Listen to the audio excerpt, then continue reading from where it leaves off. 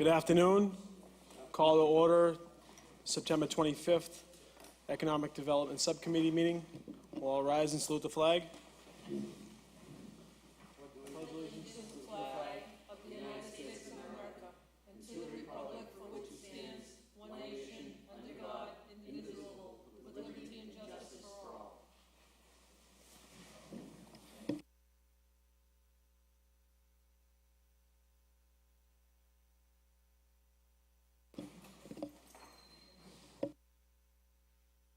Roll call of the subcommittee members. Councilor Morabito is absent. Councilor Novoselsky is absent. Councilor Rotundo is absent. Councilor Zambuto? Here. And Council Vice President Keefe? Here. Present.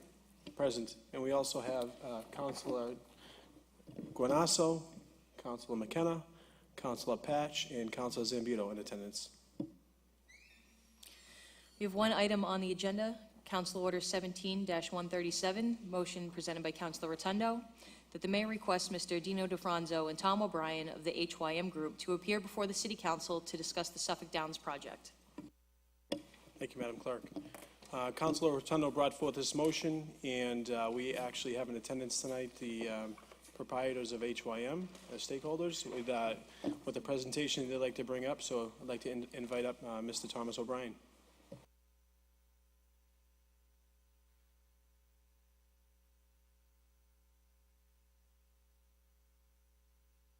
Is that good? Thank you, Mr. Chairman. I appreciate the time this afternoon. It's an honor to be before you. This is our first in a long line of what we hope will be some really informative and helpful presentations on the Suffolk Downs site before you and before the full council, and frankly before a variety of different groups, all across the city. We're really excited about this. Just a quick administrative matter. We have a presentation that I think you guys have on a printed form in front of you, if that's okay. If you don't, and I have a bigger version of it if you'd like a larger version of that. Is everybody okay with? And I'm going to work off of that, if that's okay. All right. So first, again, my name is Tom O'Brien. The name of our firm is the HYM Investment Group. We are based here in Greater Boston. We've been here. For me, I grew up here. Lived here all my life, and made this my life's work beginning about 25 or 30 years ago, and have worked in a variety of different positions. I previously served as the director of the Boston Redevelopment Authority, and previous to that, I had worked in a variety of different finance-related positions, all having to do with real estate. And then after that, I worked for a couple of large real estate companies, one in New York and a couple of other places, and then said, I really think it would be great if I could do this for myself and with a group of partners based here in Boston, and we did that. My partner Doug Manns is here with me. Doug is responsible for development and planning and things like that with the HYM Investment Group. We have a great team of people who work with us across the board on all kinds of issues that come up in the course of trying to take on a large and complicated project like this one is, like Suffolk Downs is. We also do all our work with Dino DeFranzo. Dino is a consultant who has been a friend of mine now for probably 8 or 9 years, I think, and we've worked together on pretty much every project we've done across the greater Boston area. So that's a little bit on who we are. I do want to just refer you, if you go to the first page of the document that we gave you. So we're Boston-based. We have a significant amount of local development experience. So in addition to the work that we've done here in Revere already, if you turn the next page, you can get a sense of the kinds of things that we work on. So North Point is a large 45-acre site that is the former rail yard of the Boston and Maine Railroad, located just on the other side of the Charlestown Bridge, as you go from Charlestown into Cambridge. We acquired that site in August of 2010. We went through a whole process with the community in which we put the permits in place for a mixed-use project. It's a 5.5 million square foot mixed-use project with a variety of commercial office spaces, retail spaces, residential associated with mixed use. We also worked very carefully on a bunch of transportation issues that were part of that project, including the extension of the Green Line and a variety of other things that were needed to make that project happen. And we executed the construction of a mixed-use building, a building called 2020, which we're really proud of, with retail and residential above. We're really pleased with how it all came out. The most important part of this, that particular project that I wanted to convey to all of you folks is the piece that we're most proudest of is this was a project that for a long time had been kind of left by the wayside. I think there were a lot of people in the real estate and frankly in the political community who were not sure if this project could ever be developed, if there could be a process that could be put in place for someone to take it on and move the project forward. And we did that. And we were able to do that in a way where the neighborhood, in the end, supported us unanimously. There's a variety of neighborhood groups in East Cambridge and in Charlestown and in Somerville who came out in support of us. And so the piece that I think we're most proud of is having conducted a really strong public process and come out of it with a project that I think everybody's proud of, feels good about, is moving forward, and that the neighborhood feels good about as well. We did the same thing in the middle part of that page at Boston Landing. So Boston Landing is located on the campus of the New Balance shoe company. So as you may know, New Balance is based here in Boston. It's a privately owned company owned by a local family, wonderful local family committed to the region. And that family wanted to invest in a new campus. And so we've been working with that family now for 5 or 6 years or so to execute the development and to work with them in conjunction with them on development of the campus. It's, again, a mixed-use campus. It involves a very large headquarters building, almost 300,000 square feet for that company, for New Balance. It's clearly visible on the Massachusetts Turnpike as you go east or west. Next to that, we also developed a large office building, which can be either office or lab. The best part about that for me is it has a new practice facility for the Boston Bruins. So we built a new practice facility for the Bruins. For those of you who are Bruins fans out there, the Bruins have never had a practice facility located, within the boundaries of Boston, and we were able to get that done for them. And we put that whole thing together in a very expedited and quick fashion. So we're really pleased with that. The last piece that we're working on right now is a mixed-use project that involves retail and some residential above that's happening, and we delivered that next summer. We're also the people doing the redevelopment of Bullfinch Crossing, it's called. You would all recognize it as the Government Center Garage, which is the big, ugly, hulking garage right near downtown Boston, right near Boston City Hall. And we were able to put in place a plan that was permitted from the city of Boston. It's one of the largest mixed-use developments ever permitted in Boston. And we're in the midst of now delivering the first phase of that, which is a tower that is underway and will deliver in the summer of 2020. So these are all the kinds of pieces that we've worked on, the kinds of things that we've done. And again, as I say, what we're really proud of is a strong public process and working hard. Each of these projects has with them a series of issues that have to do with transportation-related improvements or mitigation in communities, numerous community meetings, ton of things to do with elected officials and things like that. And so as each of you know, we've spent some time with each of you individually. We love doing that work, and that's characteristic of the kinds of things that we do. On the next page are some of the relevant projects, some of which I've already talked about, so I won't dwell too much longer on these, but these are all mixed-use projects that we've done, throughout the region. So then the next page, I think I'm on the third or fourth page, is the beginning of a piece on Suffolk Downs. So we're really proud of the fact that we were able to acquire Suffolk Downs in May of 2017. Suffolk Downs was owned by a wonderful group for a long period of time. It's a group that we all knew well. I think that group had kind of reached a certain point where they were ready to pass it on to somebody who does the work that we do. And so we're proud that we're in this spot. I will tell you, it's kind of humbling. The time that we've spent with all of you folks has made it clear to us what a responsibility we have and how important it is that we work hard to get this right. We understand that the community for a long time has been looking at this site and recognized it as an opportunity, a place that can create jobs, a place that can be a terrific retail node, a place that can improve all of the areas around Beachmont and the neighborhood of Beachmont. And the way we see this, and I just wanted to make sure I said this just at the outset, right up front, I recognize that this is a big site. This is 161 acres. It's one of the biggest sites in Greater Boston. I further recognize that a substantial portion of the site is located in Boston. So approximately 60% or so is in Boston. but 40% of the site is in Revere. And we see no difference across the site between Revere and Boston. In other words, we see one site, one place, one opportunity, one neighborhood. And frankly, we look at the two MBTA stations, the Suffolk Downs Station on the one side and the Beachmont Station on the other side, and we look at them both and we say, this is going to be a wonderful place. This is not going to be a situation where, as perhaps some of you have feared it might happen in the past or whatever, where Boston might get something good and Revere might get something not so good. We see it as one site with one place, great opportunity. We've spent a ton of time with Councilor McKenna, and we really feel great about the Beachmont neighborhood.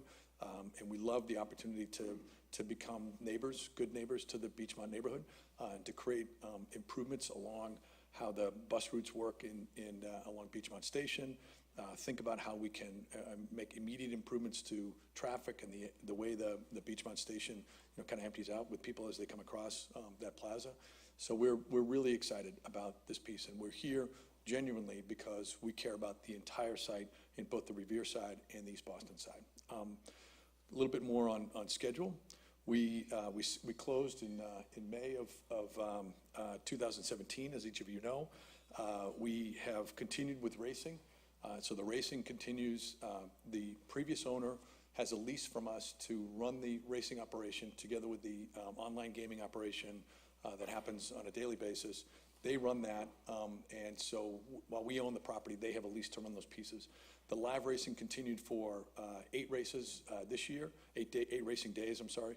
And then next year, the proposal is for there to be another 6 racing days, which is fine with us, although if we're able to land a large commercial tenant, if we have to disrupt that, we're trying to keep our eye on being smart in the long term. So we like the racing. We certainly are concerned about the jobs that are there. The people who work in the racing industry, and as part of that right now, have been promised jobs at the new casino in Everett. And so we like the fact that the timing could work out where those people could continue to run the racing operation through 18 and then merge into the casino operation, which opens in 2019. So those are all good things for us. We've been conducting kind of small group meetings and small one-on-one meetings with people. We're now at the stage, beginning with this meeting. This is the first meeting we've done. Actually, frankly, this is the first large community or official meeting that we've done in any community, frankly, either East Boston or Revere. This is the first time we've done this work, which we're proud to do here with all of you. And then this kind of kicks off a process in which we'll do more of these. Again, we've talked to Councilor McKenna about doing some of this work with the Friends of Belle Isle Marsh and Beachmont neighborhood organizations, and we're more than happy to meet with all of you in groups that you think are appropriate as well. But we're focusing a lot on Councilor McKenna and Councilor Novoselsky, as you know, those neighborhoods, wards 1 and 2, where we're really directly affected. If you turn the page, we put in here a sheet that tells you about our team. So I've already talked to you about our company, the HYM Investment Group, but also I wanted to note that we have CBT, which is a locally based architectural firm, which is our planning firm that has been working with us throughout. We also have Stas as a landscape architect, wonderful group that focuses on a lot of different pieces of open space, but have a particular specialty in water-based work, particularly climate change-related work. PCA, Prelowitz-Chilinsky, which is a architecture firm that specializes in retail. We really want to focus in on making sure that, right from the get-go, that we get the retail right. And so Prelowitz-Chilinsky has a very specific and strong practice in that. So we've been with those folks, all the way through. We have a VHB who works with us on environmental and those sorts of things. Then we have civil engineer in Bills and Thomas, and we add people as we're going along through this whole group. Just want to go into some site opportunities and some challenges. So, I think each of you certainly knows the site well, but we put in some pictures here to just give you a sense of some of the challenges that exist. There are entrances that exist that need to be improved over time as we create new entrances, new opportunities. The grandstand will obviously come down. That's a major demolition process at some point. The grandstand interior, you can see there's a lot of concrete that's going to get demoed and removed from the site as we go through it. The stables or the horse barns on that side of it, I think people remember a nicer day when there were more horses there, but those stables and those horse barns are not in great shape. Trust me, they're not. They really are ready to be demolished, most of them, if you really walk around them and tour them. There are, however, significant wetlands that are really important. We've gone through a process. Doug led this effort all the way through the summer. We've gone through a process of mapping and understanding the wetlands, kind of carrying on the work that the previous owners have done. And we really think that we can incorporate and improve on the wetlands and use that in terms of our water management and really celebrate the wetlands as a part of our open space system that we're really excited about. There are some significant site constraints that I think all of you would know well if you turn the page on this. There are some significant site constraints. There's the oil tanks, which everybody know well. I think our feeling on the oil tanks is if we do our jobs right, that over time, this isn't a tomorrow thing, but over time, that there will be opportunities to rearrange that and hopefully create a better use for that portion of the site than are the oil tanks. But as you know, we do not own the oil tanks. It's not part of our site. Those are privately owned companies, two different companies, as you folks, I'm sure no doubt know. In addition to that, the shopping plaza, which is on the other side of the oil tanks, but also abuts our site.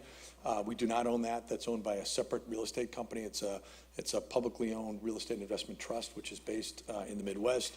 So we do not own that. However, we are working to try and stay in contact with them and work with them to make some improvements for the community around how people arrive at the shopping center, transportation, and particularly how they can make their way to the MBTA bus. So we're working on all those pieces as well. The Route 1A entrance that you folks also know well, these are all boundaries to the site that we'll work on, improving and making better as we think through the redevelopment. If you turn the page, there are some great opportunities working with the transit that exists on the site. So you can see that there are two stations, the Beachmont and the Suffolk Downs station. Both stations, of the two stations, I would say the Beachmont station from just a care and upkeep perspective is probably in better shape than the Suffolk Downs station. But both are really important to us in terms of people's access to Boston and job opportunities and things like that. But I would say, too, we see these stations as opportunities to bring people to the site. So we believe that if we do our jobs right in the very beginning and create really outstanding mixed-use developments that have great retail and offer places for people to live on site, that the employers will follow them. So we see this site, our vision for this is a true mixed-use development that involves the opportunity for large commercial office users, one of which, I think people are assuming that we're spending time going after, and we are. We think that, it's perfectly appropriate for us to swing for the fences a little bit with this site. I think a lot of times people have looked at it and said, maybe we're a back office site or whatever. We think we're a great site, and we think we can compete for any commercial office tenant or any life science tenant that's out there if we set the table right in the very beginning with mixed use opportunities and great retail and things like that. And these two Blue Line stations play an important part of that. You folks know the surrounding neighborhoods. We just, we identify them just to make sure that folks have these pieces, clear and out front. Orient Heights on the East Boston side, looking south. The Beachmont neighborhood, which is also, wonderful neighborhood, strong neighborhood with strong history. Revere Beach and the Boardwalk, the Beachmont retail. I just came from the Bagel Bin, and so the Shirley Street retail and supporting that, all those pieces, those are all things that we know well, and we care deeply about trying to make sure that we enhance and serve as good neighbors to all of you. The next section we put in here was some pieces on our vision for the site. So as you can see in that first page, we see this as a mixed-use, walkable neighborhood. So if you will just stand with us on that site at some point, we'd be happy to take more of you out there to do tours and do kind of a walk around at your convenience. As you stand there and look at it, it's hard sometimes to envision what can happen. But because of where we are and because of the location, because of the two Blue Line stations, we see this as a great place that can be a wonderful walkable neighborhood. We see this as first floor retail. This is neighborhood retail, great restaurants. This is not, big box retail. This is walkable. We've compared it. Some people have asked us, they said, well, what's it going to be like? How do we, and so we said, well, maybe Assembly Row, maybe something like that, but we think we can do a better job. We're competitive in that respect, and I think that's really the kind of thing that if you were to press me and say, What's it going to be like? We want it to be like walking down a mixed-use street like that, like an Assembly Row sort of a development. So that's really how we see this. And these pictures are very emblematic of the kinds of things that we would like to make happen. As I said, neighborhood retail. So the kinds of retail, and we've already started this process for us. You know, it's not too soon for us to start to think about the kinds of restaurants that we want to have here. So we continue to spend on all our projects a ton of time with the new generation of folks who are creating, you know, really cool stuff, really cool restaurants, interesting menus, you know, things like that. But also too, within the restaurants, I think a couple of things that people have added to us is, you know, function space. There are not many places in Revere that offer the opportunity for there to be function space within a restaurant. So those are the sorts of things that we want to make sure we pay attention to on the detail side to manage those sorts of pieces. So we're really excited about, you know, moving that forward and delivering that. The next page is economic development. So, you know, as I said just a few minutes ago, we see this as a great place and a great opportunity to create jobs. This is not simply, you know, a place that will have restaurant retail, you know, with some residential above. What we see this is economic development. If we do our jobs right, as I said earlier, we can attract a great commercial tenant. That's what we think. These two Blue Line stations, the proximity to Boston, the proximity to the water, Revere Beach, all the different great qualities that you folks know well about Revere, we think that those sorts of things will be attractive to a commercial office tenant. And so that's what we're after, is to try and make that work. That's our goal. Again, you know, you folks have probably heard a little bit about this big tenant that people are kicking around. And we're in that game. We think we're the right kind of place for it. We're going to fight for that, but it's also, if it's not that one, we're going to fight for another one. So that's just kind of how we are. We want to make sure that we think about this site as a special site because we truly believe that it is. Open space and parks. So at this point, we believe at least 25% of the site is going to be available for open space and great parks, which will translate to about 40 acres, which we're really excited about. That's going to be a significant amount of open space.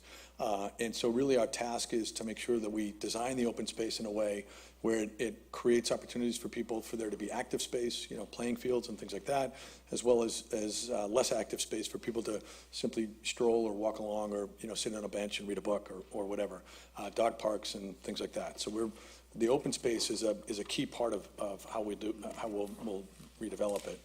And everything that we'll do, you know, on this next slide will be around transit-oriented development. That's really fundamental to what we are. It's, you know, just about every project that we've worked on, in fact, every project that we've worked on has a transit-oriented nature to it. So you know, this is really going to be kind of the textbook case of transit-oriented development. It makes sense because of the two Blue Line stations, and we're going to orient ourselves around those two Blue Line stations.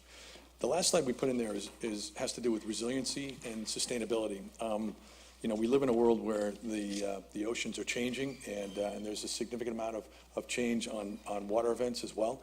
And so it's incumbent on us to think through the design of the site in a way to be able to manage water for what's happening in the future. And all of the regulatory bodies, both here in Revere as well as in the state and in the city of Boston, will care about how we'll manage that. And the basic idea that we'll bring to this is, because there are such great wetlands opportunities, such great green spaces already on the site, we want to use those open spaces and those green spaces to manage the water so that we can take advantage of the opportunity to manage water off-site.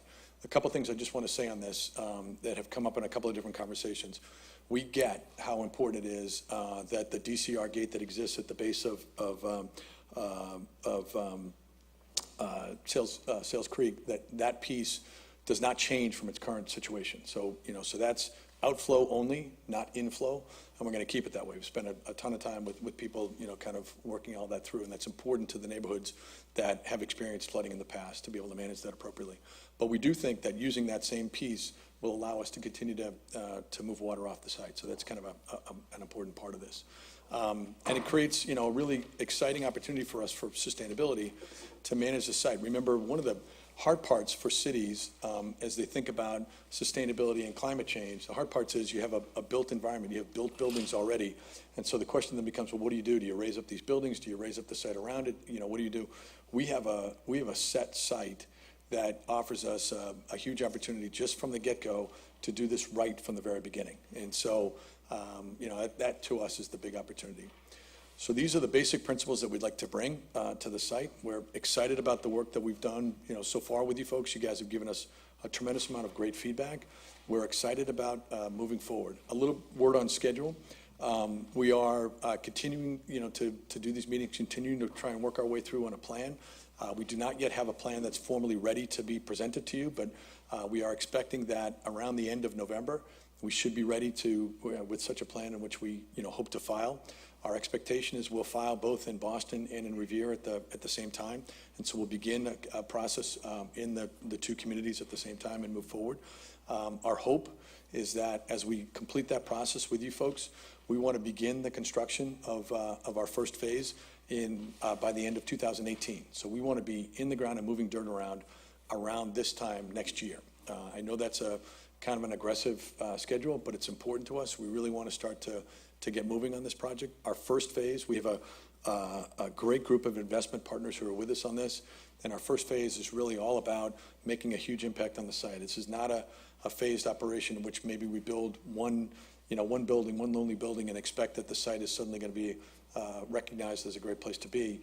We recognize that you need to build a significant chunk of buildings. So 1 million square feet is not too big for us in that first phase, which is really exciting for us to try and move that forward. So that's us. Happy to take questions or not, or stay for as long as you folks need us to. Thank you, Mr. O'Brien. Certainly a very nice presentation, and I think you were able to answer a lot of the questions I had, but I know that some of the fellow councilors may have some. I also wanted to note that Councilor Novoselsky, Councilor Powers, and Councilor Morabito have come, but we have Councilor McKenna who would like to ask a question. Hi, Tom.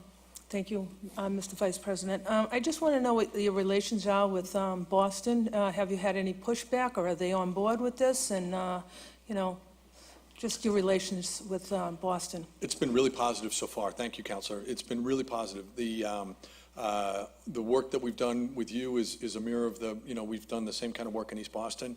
I would say from the mayor of Boston through to all the local elected officials in East Boston, to the neighborhood leadership, everybody's been really positive, really excited to move forward. I feel really good about everybody's acknowledgement that this is going to be a great mixed-use site, and people really want to see us move forward. So, thank you. Councilor Guanasso. Thank you, Mr. Vice President. Mr. Chairman, in this instance, I certainly don't represent exactly Ward 1, but I can tell you, rest assured, I've spent more time at that location than probably the whole city council put together. I've been many, many days of enjoying that venue, and I know exactly its beauty and its ugly side. I certainly think that the way you and your partnership have come forward and to offer out your services to our community in the hopes of a great investment for all of us is worthwhile. I certainly believe that the two scenarios that we have going, the two game plans that we have going before us, we can't lose in either one. I think either one would be great. So obviously, like you've stated, why not shoot for the moon? Because I think that all the criteria that was spelled out, the public transportation, a national airport right nearby, all those ingredients, and you certainly have the land area, 161 acres, is beneficial to the project. But if that doesn't work out, this is a great plan B. And I think that my family lives near the Market Street shopping area in Linfield. And I'll tell you, it's just a beautiful, wonderful place to shop. It's like going out for a day of enjoyment.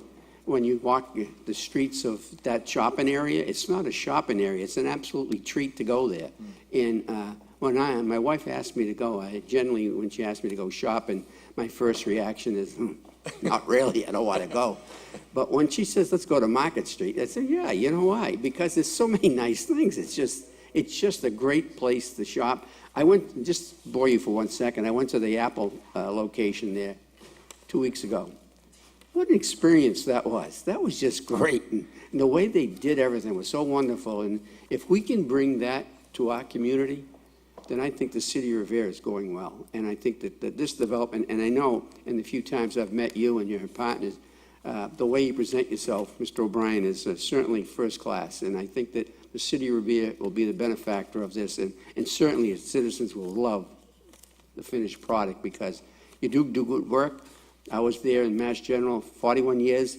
I was there when you were starting to work down the site that you were at, and wow, what a change. I was there when I started in 1963, and so I know the old elevator and all the ugliness that was existing at Knott Station. Today, you go there, it's a different world, and it's all because of people like yourself that know how to develop and put a good finished product on the table. So congratulations. We look forward to working with you, and again, I don't think we can lose in any development that comes forward. I think our city will be well deserved and well represented if this comes forward. Thank you, Councilor. Thank you, Mr. Chairman. Thank you very much. Councilor Morbido? Thank you, Mr. Chairman. Mr. O'Brien, first I want to say thank you for giving each of us an opportunity to meet with you and being very receptive to our feedback. I'm very happy that you said Revere was going to get more than get its fair share, and I think each of us on the council want to make sure that we get our fair share. We don't want to just end up with the open space, or the parking. Some of the things I'm concerned, well, I'm not really concerned about the project, but the entrance and exit out of the parking lot, is it going to be the same? It's going to remain the same? Are they going to widen it? It'll be very different. When we come back, I don't have details to present to you right now because a lot of what we have to do with the planning team is work through the process of thinking through how the streets line up, how the open space lines up, all those different pieces. And so the streets may align a little bit differently, and some will be wider, some might be a little narrower. So it will be very different. You have to envision a day when when the fences and the horse barns come down. That's what we would call kind of a permeable end of the site. It's a nice opportunity to really reconnect the site to the surrounding neighborhood. So all those pieces will be totally different. So when we come forward with the plan, we'll have a variety of details for you that I Also, think it you will might please. change if there's a certain commercial business that Yes. signs on. Yes. So that would be hopeful for our city because it would house 50,000 jobs. Yeah. Um, No promises on that, by the way. I just want to be sure that, Yeah. especially Councilor Giannasso, the way we think of this is it's kind of Plan A and Plan 1A. You know what I mean? So we're swinging for the fences, but we have a great plan. Whatever happens with that particular tenant. No, I like that attitude that you're swinging for the fences. So we look forward to working with you. Good luck. Thank you, Councilor. Councilor Janino? Thank you, Mr. Chairman. I also had the opportunity to meet with this group, and I got to say it's a real first-class group, and we're happy to have you in our city and wanting to work with our community and be involved and have these community meetings and really take the time to get a feel for our community. And I think that's the first thing we can ask in our developers, get to know us and have a project that fits who we are. And that's the first thing that you did, so I applaud you for that, and that really was great. I think that if you go to a development like my colleague spoke about, on Market Street or at Assembly Row, and you see these beautiful walkable areas, that's what we want. If you go to Market Street, there's green space, there's grass, and there's playgrounds, and they have yoga classes and all sorts of events outside on that open space. And I know some of your developments in Boston have that as well. And I think that any time that we have an opportunity to bring that into our city and have a real neighborhood feel in a commercial development, what else could you ask for? There's your commercial revenue, commercial assets for our city, places to shop, eat, invest in our community, but also a space that our residents can enjoy and have that feel of being in a neighborhood, another part of our city. I think that's really great, and I look forward to seeing more, and I hope that those big commercial tenants come in as well, but that's really going to be the key to this project. So thank you guys for all that you do, and thank you for taking the time to get to know who we are. We appreciate it. Thank you, Councilor. Hey, Councilor Zambudo? Thank you, Mr. Chairman. Thank you, Mr. O'Brien, for a great presentation. And my only disappointment is that the residents didn't get to see it yet. So we're gonna need to. We gave it to- I know we yeah, had we'll some get back. technical difficulties here, but this really needs to be seen by people because there's a lot of buzz out there of what's happening, who are these people now. Some of us know that HYM is a premier group and has done some stellar projects, but I dare say most of my citizens don't know that, and we need to get that out.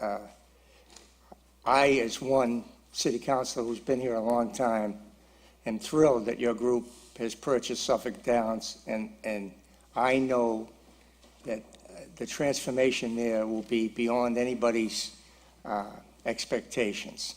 Maybe not mine, maybe not some of my colleagues, but I really want to get out the message, and I'd like to get this slide presentation out to the people just to give them a feel of what's going to happen down there, because there's a lot of angst, as there isn't any development, but like you say, 138 acres, this is the biggest thing since I don't know what, but it's obviously the biggest thing that's ever happened to Revere. So all I have is praise, and that's not normal for me. But I know your reputation. It precedes you, and it's stellar. And we are lucky to have you here, and I know you're going to do a fantastic job. Thank you. Thanks, Councilor. And we're working to try and get that on Revere TV to make sure that people have that. So we'd like for people to have it as soon as possible. Yeah, I agree. Okay. Thank you. Councilor Powers. Thank you, Mr. Vice President. I must admit, I haven't frequented Suffolk Downs as many times as Councilor Ganasso, but I do have a strong historical attachment to it, and I was born the day that first race was run over there. Awesome. Okay, July 10th. I won't mention the year. Yeah. I have one concern, and it's the horsemen in this city have been very good to the city, and a lot of them live here.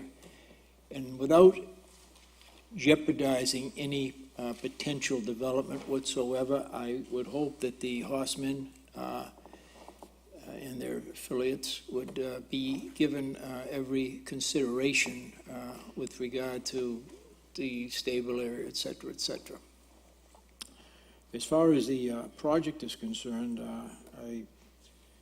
I look on your reputation. You've certainly done a great job in the city of Boston. The comment I hear mostly from people that are concerned not only with Suffolk Downs but with Wonderland is, what's going there? Are there going to be any upscale stores? Are there going to be any upscale restaurants?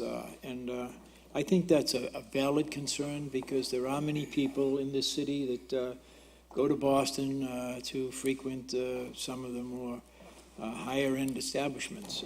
I remember in 1960 what Northern Avenue looked like, and I go down there today, and sometimes I get a little mixed up, and I think I'm on Newbury Street or Boylston Street, but I guess that's what I would be looking to see down there, among certainly other things. What I'm not looking to see are a lot of apartments on the Revere side. I don't think that, that does anything for us. What I'd like to see down there are upscale and mid-range restaurants and shops where people could go, walk around, similar to Market Street, similar to Northern Avenue, and that area there. And I certainly feel very good that you're the lead person on this, that you're looking at the city in a positive manner. I think it's an ideal spot because of the airport, because of the 2 MBTA stations, and all of the other. We have a lot of development going into the city right now. A lot of them, we're told, being rented to millenniums, people with a strong disposable income. And I think that disposable income could very well play an important role in Suffolk Downs in Wonderland. So again, I thank you for your presentation. I think Councilor Zambudo makes an excellent point when he talks about getting this information in some type of video or slideshow or some type of a disc or something that could be given to the people in the neighborhood. So I think it's important because I hear the same questions that Councilor Zambudo does. What's going there? What's happening? Is it going to be apartments? Is it going to be this? Is it going to be that? And I think we have to get that information out there, and I look forward to seeing that happen. And I thank you very much for your presentation today. Thank you. May I just? Yes, Two quick, Councilor O'Brien. so thank you, Councilor Powers. If I might just make 2 points. One is on the horsemen. So I just want to make clear a couple of quick things. One is the horsemen continued to work on race days for the previous owners who have a lease from us. So we don't have a direct engagement with the horsemen. Here's the way we've tried to set this up, though, which is just a quick reminder. There were 8 race days this year, and the expectation is that there will be 6 race days next year. And then my understanding, I don't know this firsthand, but my understanding is that in the new casino to be built, the people who have been employed both as horsemen as well as just generally in the business at Suffolk Downs have a right of first offer to get a job at the new place. And so our hope is that the timing can work out well for people to be able to make that transition in 2018 to the opening of the casino in 2019. That's our hope. So we don't have a direct relationship with the horsemen, but we really encourage the effort to make sure that works. And if I could just add a second point on your discussion about the retail and the residential. So we totally see this. We together with an investor group, we paid a lot of money for this site. And so we see this as a very high-end site that will have terrific opportunities for retail, great retail, all those things. We're going to invest a lot of money in this thing. So we see it as the Linfield Markets. We see it as Assembly Road. We see it as that kind of a street for people to walk down. And I would say, of the potential of residential, we see this also as a place that will have a mix of residential, not just for millennials. We see there as being a significant opportunity for housing for seniors, for families, for a variety of different people at different stages of their lives. That's how we see it. We see it as a true mixed-use community that we think is going to be really one of the best places to be, both to shop and to work and all those things. We're excited about it.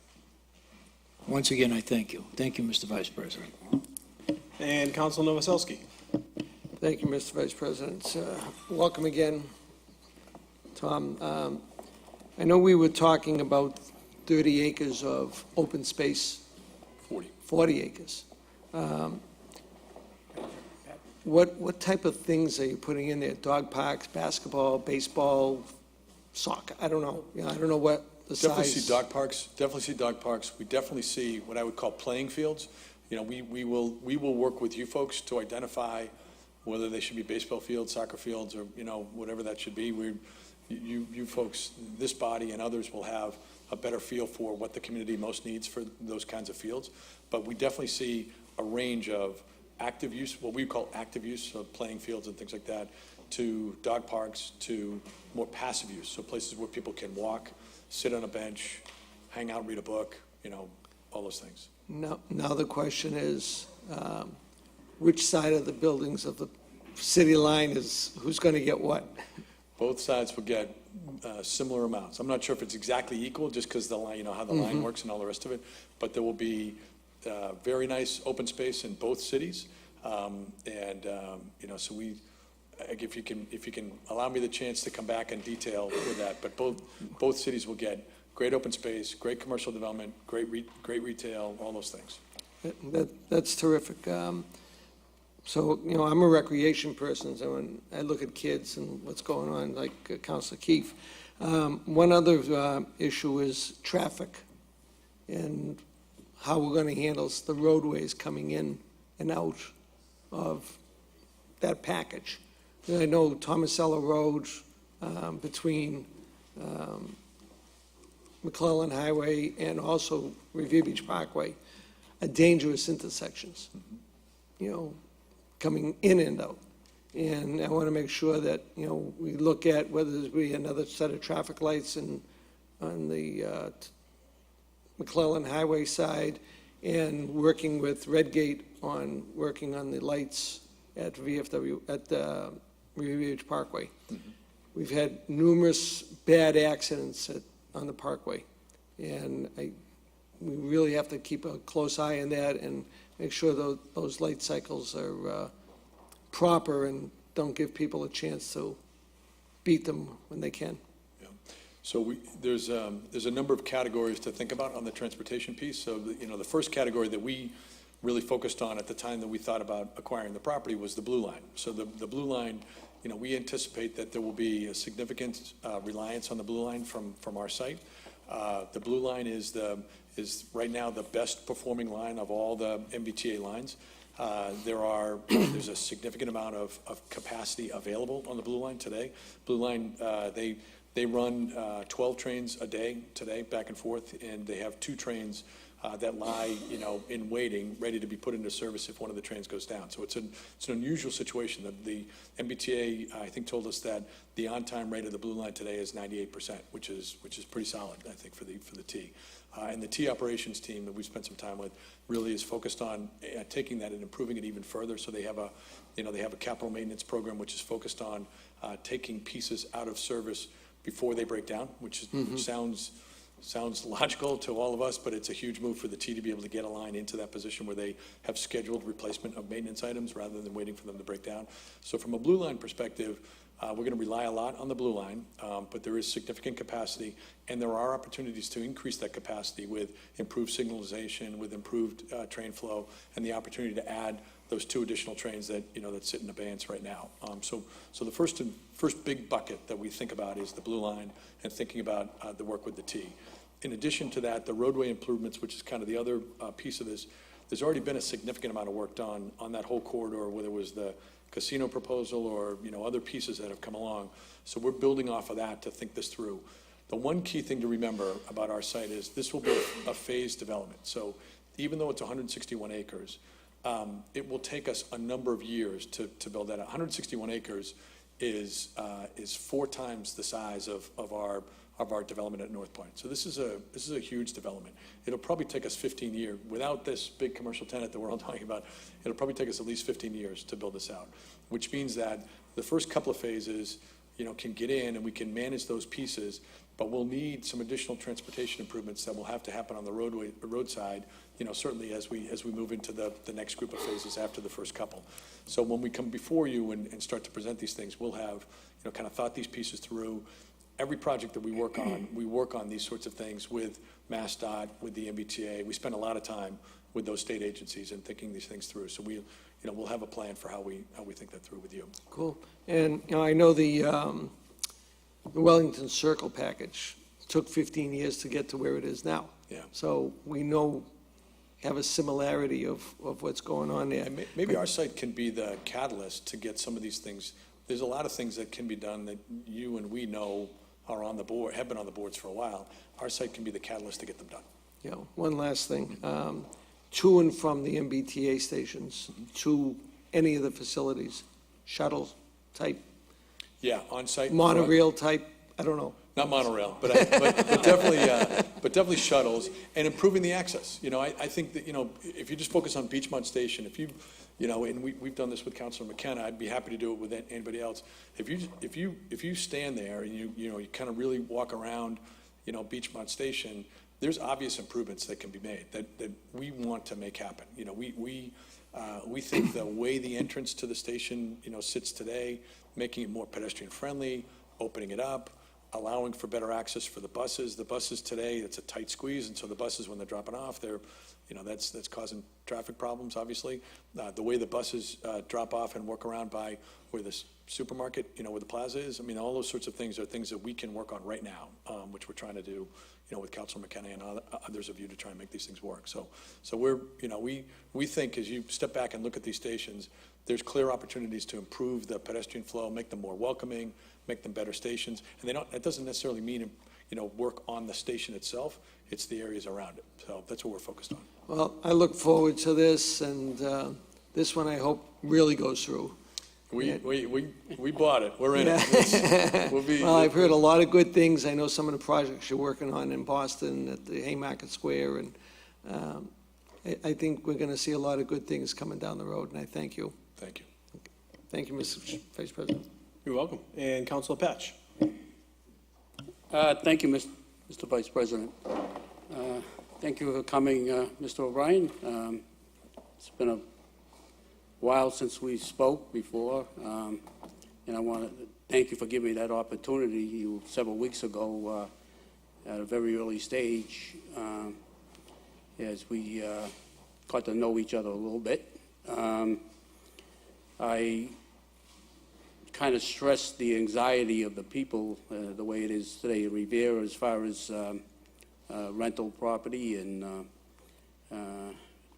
I would like to see that, I'll explain before, that to be successful, I think we're going to have to see a higher percentage of commercial, and so I'm going to leave it very brief because, like before, I have confidence in you. I've also did my research, and you've been very successful in your projects.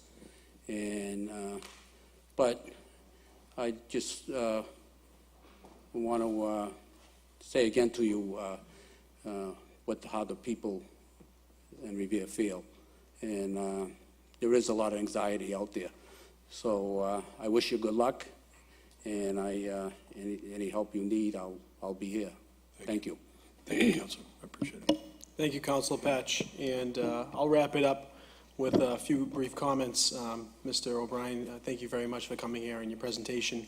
I think there's a lot of excitement. It's very early in the stages, as we all know, but I think it's important to start giving tidbits of information to the residents of Revere, what the future is going to look like, because this project, no doubt, will impact the majority of Revere, regardless of it being just tucked in one corner. It's such a large project. The hopes is that it impacts us in the most positive fashion with great paying jobs, great activities for people to do. We talk a lot about, I know you had mentioned Assembly Row. A lot of residents come to us and they say, why don't they do projects like that? I was involved in Legacy Place in Dedham, the implementation of that. I was involved in Linfield Market Streets, the implementation in that, and then Assembly Row, all in that order. Each one of those projects got progressively better. I remember opening a Legacy Place in 2008 or so, and I said, wow, 2009, and I said, wow, this is a great project. And it was an old rundown theater. And then we went to Linfield Market Streets, and it was an old golf course. And I said, wow, this is an unbelievable project. It blew Legacy Place out of the water. And then when we did Assembly Row, I actually, in 2005, when they were starting to talk about that, I said, there's no way. It's an old parking lot in the back of Somerville, and I think you see a lot of stolen cars and people pushing shopping carts in the back there. And they blew everything out of the water. So the expectation is if you do something like that in Revere, that we one up all of them and we show them how good Revere can do it. If that is Plan 1A, then that's great, or 1B, whatever you would call it, that's a great plan. If 1A is the Amazon plan, just let me know when you're going to go pitch them. I'll be happy to come there with my Prime membership and explain to them how much we want them in Revere. We'd like to have them, but either or, we'd be happy with either plan. We've done a significant amount of research, and we know that you put out some really good product, and we just hope that you're going to bring your best to Revere.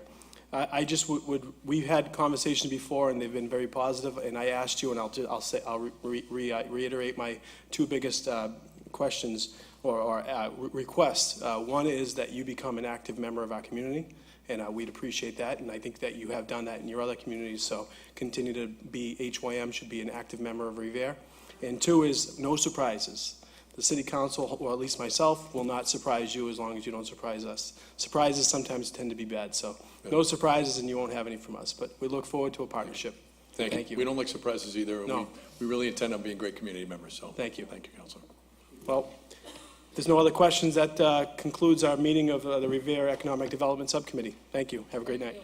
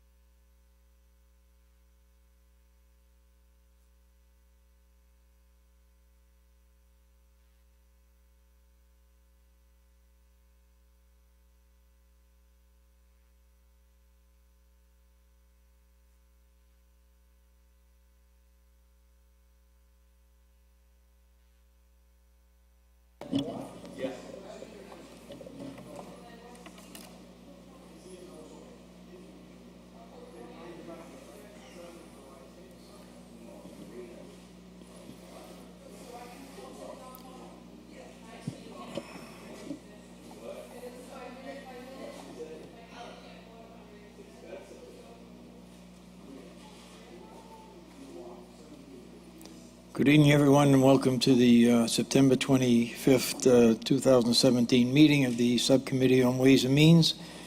And we have one item on the agenda tonight, and that is to discuss a transfer of funds. Everyone, please rise and salute the flag. Pledge allegiance to the flag of the United States of America and to the republic for which it stands, one nation, under God, indivisible, with liberty and justice for all.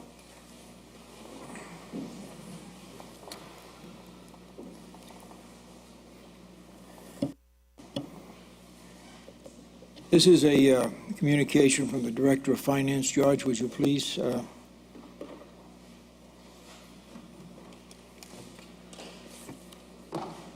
Good evening, councilors. At this time, the request is for a transfer of $153,000 into the capital projects account, Warren Shore Enterprises. The city in the fiscal year 18 budget had appropriated $250,000 for a project on Fowler Avenue, the drainage in the a certain part of the project for the drainage down in Fowler Avenue, sump pump and pavements. However, it was found that rather than go back and revisit the project, because only doing half the street, it was best decided for afterwards at a later date. And once the bids were returned, that the project be done all at once. So it doesn't have to be revisited, the street doesn't have to be broken up again, the pavement remains in place.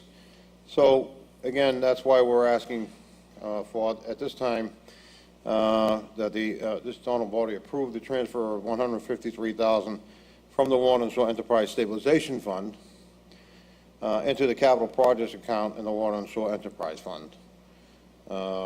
The city engineer, Nick Rystrom, is preparing documents in order to gain either a grant or some sort of reimbursement for this work. However, because the work needs to be started and completed before the winter, it was best that we made this money available, but if we do get any type of grant for it, we'll have it go back into the account that it came from.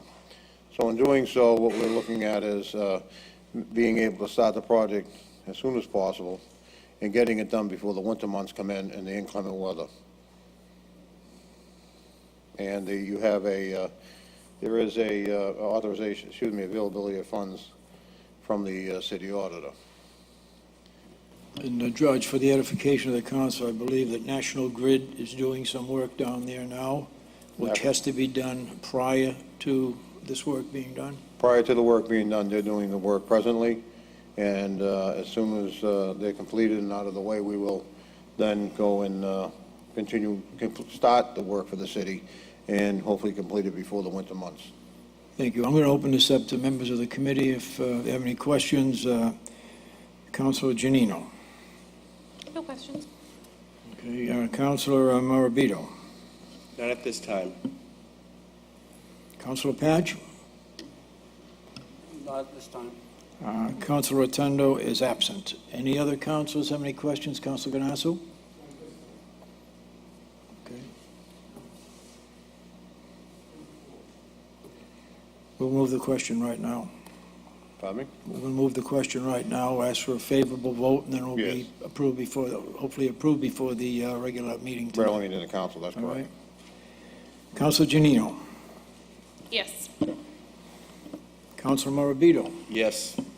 Councilor Patch. Yes. And I vote yes as a chairman. So that's it, it's approved.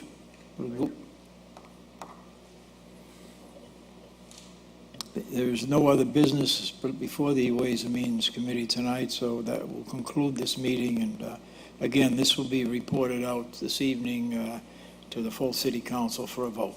Thank you.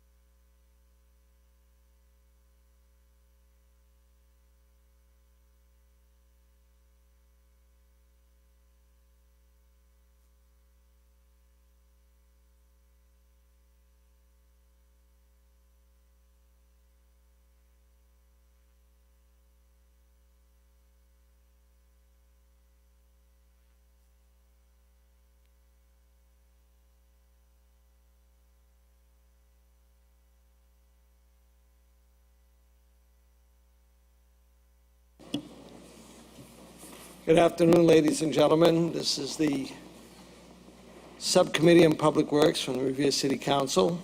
I want to welcome everybody, those that are present from my right, Councilor Janino, Councilor Quinasso, Councilor Keefe, Councilor, what's your name again? Oh, McKenna. Councilor Morabito, Councilor Patch, and Councilor Zambudo. Councilor Powers. So what we have today, we have 4 petitions from National Grid to install pole and wire locations along Revere Street. I'll give the floor now to Councilor Guanasso and have him pick up the ball now. Thank you, Mr. Chairman. It's been told to me that National Grid has performed some of the work that was necessary for the storefront located on Revere Street. It hasn't been completed yet, but we're looking forward to that being completed no later than this week. Now, the individual who owns that property, Val Beatrice, he owns Fiore's Market, they've been experiencing this pain for several weeks. Half of the refrigeration at the site is not in workable fashion. How do you run a business with the competition that's out there today with half of a business functioning? It's not fair. And the sole reason solely is because of the lack of power going to the business location.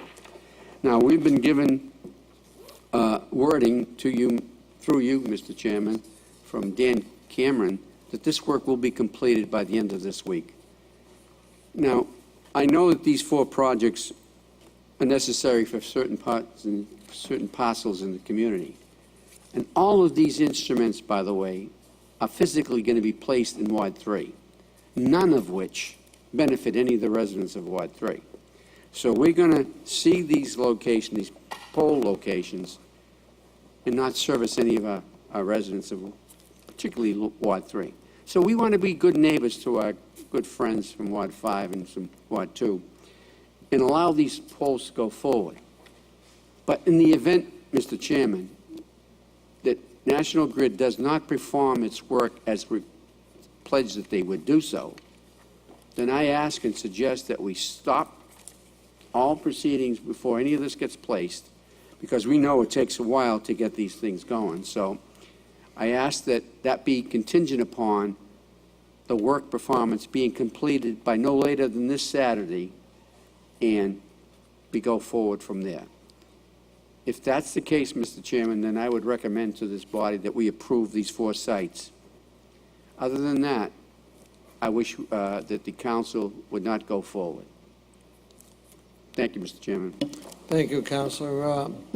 I did have a discussion with Dan Cameron this afternoon about it, and he said they do hopefully have it completed by Friday or Saturday, but they have to make a connection into the building, and since the store is closed on Monday, next Monday, that they would prefer doing the tie-in on Monday. So I told him I'd be in touch with him, and he would be in touch with me, because I told him there was no way that we will approve these 4 petition locations until Fiore's Market is up and running to its proper wattage, and the power is in there 100%.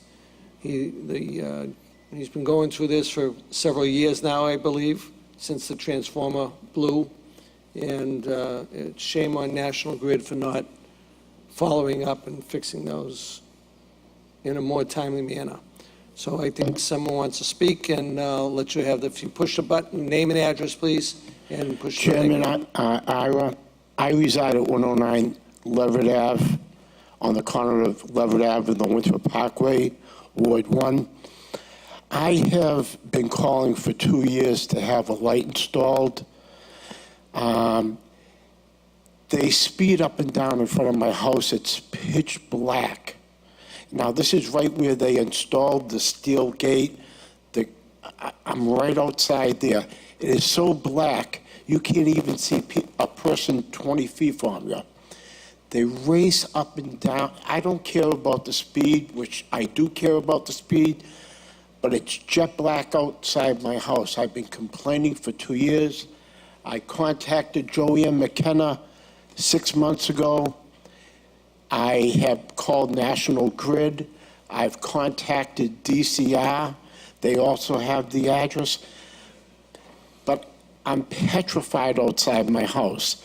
They installed a light to a park that's to the left side of my house facing out, or if you're facing my house, it's to the right side.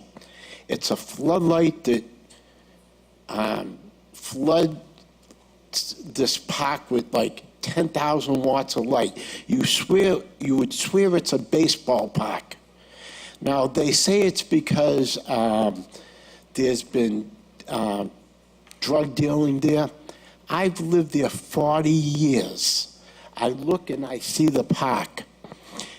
The park is desolate.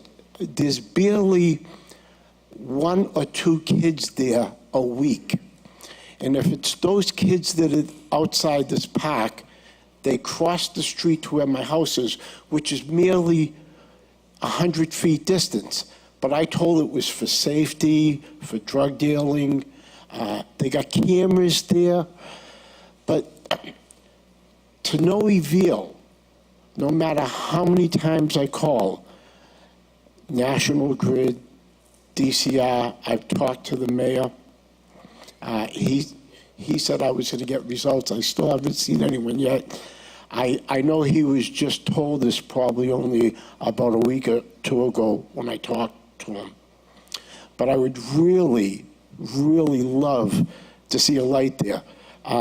But as far as I'm concerned about crime being in that park, I've lived there 40 years. I see it from my living room window. There's no one there. But they got cameras there. Just recently, 3 weeks ago, I was surprised, a 10,000 watt light that the whole park is lit. And it's black outside my house. We get the understanding. You know, this is the first I've ever heard of this, but it's not my ward. But what I want to do is hear from Councilor McKenna. But let me say this too. This isn't on our agenda to talk about. We're talking about National Grid work on Revere Street. I heard National Grid. Okay, on Revere Street. Okay, so that's the main issue. Okay. But, you know, because it's one issue, and I want to hopefully bring up only one more issue, and this is it, with Councilor McKenna, please. Thank you, Mr. Chairman. So I've been working with, I forgot your first name, and I've been with... Daniel Francione. So he called me in May. I called DeLeo's office, and Joe Masillo and I were working on this, but it wasn't fast enough for him. So he kept calling me and saying, I'm not doing my job, I'm not doing it, I'm not working on it. And I've been working on it with Joe Masillo and Speaker DeLeo on this, but it wasn't fast enough for him. And it's a light pole that needs to be replaced. The whole light was taken down. We've called, Joe Masillo called National Grid, and it's DCR property, so they were working together with them. They were getting some results because there was wires that were exposed, so we had the wires repaired, but it wasn't fast enough for him, so he called the mayor. And I just wanted him to be a little more patient because nothing is done in a minute, and I told him that, but he just didn't listen to me, and that's the result of it. He didn't want me to do anything else for him. So he went to the mayor, and now it's in the mayor's hands. Okay, I don't want to get into a cross, okay? But let me say, National Grid is very difficult to deal with, as you've heard. Also, DCR is difficult to deal with, and when you get two difficult bodies, it's tough to get things done quickly. I've been waiting for things from DCR for 6, 7, 8 months. And I know things are dark. I know you feel very challenged, as they may say. But, you know, it's a waiting game, unfortunately. We can't make DCR do the work, and we can't make National Grid stop everything to do one pole. So we just have to be patient. Council, I just want to take one more thing to point attention. I have been patient. 6 months is a very long time. I've been calling for 2 years. Well, let me say this, okay? I honestly, not trying to be political, but it's not Council McKenna's fault. She's doing the best she can by contacting all these different agencies herself, including the Speaker's office. And if they don't move for the Speaker of the House, they're not going to move for the President of the United States. So I still, I believe it is a long time. I've waited a long time. I've waited 3 years for lights to be fixed. So, I'm doing it I'm saying from experience. Again,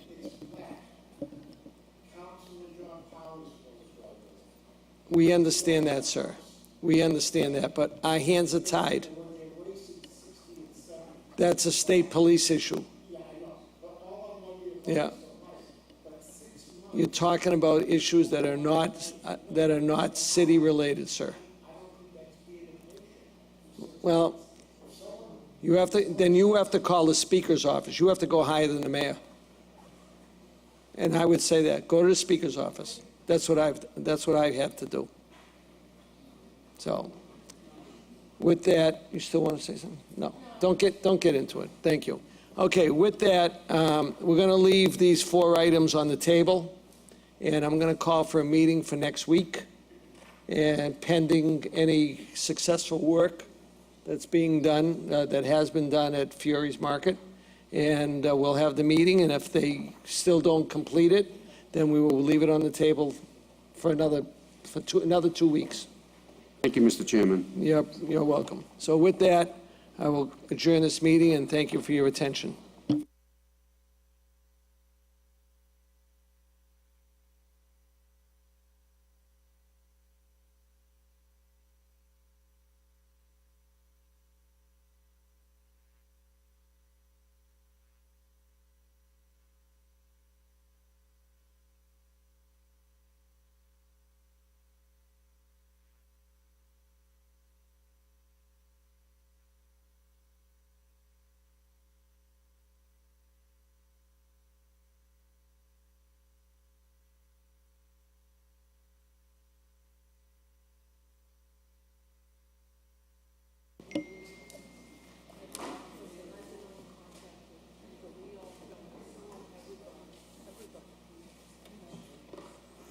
Good afternoon, and welcome to the Appointment Subcommittee for the meeting of September 25th, 2017. Before us, we have 5 applications for various positions, and we'll take them as they appear on the City Council packet. The first is the appointment of Anna Como to the Cultural Council. Please come to the podium, state your name and address for the record, please. Hello, my name is Jana Camo. My address is 10 Franklin Avenue, apartment 302, here in Revere. And was there anything else you needed? Doing good. Thank you. Any members of the the subcommittee wishing to say a few? Councilor Morabito. Hi, Jana, how are you? How's it going? Had an opportunity to speak with you at another city event. Yes. Great conversation. Can you just tell some of us on the council and the subcommittee and the viewers a little bit about your background and what Certainly. makes you qualified for this position? Thank you. I went to Bridgewater State College for my undergraduate and my graduate degrees in music education. I taught in the Malden Public Schools for 7 years, so I'm familiar with the area. I am currently teaching in the North Reading Public Schools, K-5 elementary music as well as chorus. It's a blast. I am also working for the Boston Symphony Orchestra. I am on their Educators Advisory Council. I've been there for the past 3 years now. We work to provide resources for the community, families, and teachers so that they can prepare their students for the family concerts and the student concerts that the BSO puts on every year. And for the past 2 years, I've been working at their summer camp as well, out in the Berkshires. Very good. Any other councilors wishing to speak? Councilor Keefe. Thank you, Mr. Chairman. Ms. Como? Yes. That sounds like a pretty good resume. It's pretty fun. I don't know about the rest of the committee here, but I think that would be very suffice to offer the opportunity to bring you on with Revere and hopefully bring some of that talent to our city with the Cultural Council. Thank you. I'm so excited at the opportunity to just get an idea of what things we can bring into Revere and make them as awesome as possible. Well, good luck, and I look Thank you. forward to it. You'll have my vote. Thank you. Thank you, Councilor Keefe. Councilor Novoselsky. Thank you, Mr. President. I've known Jana for several years now. Yep.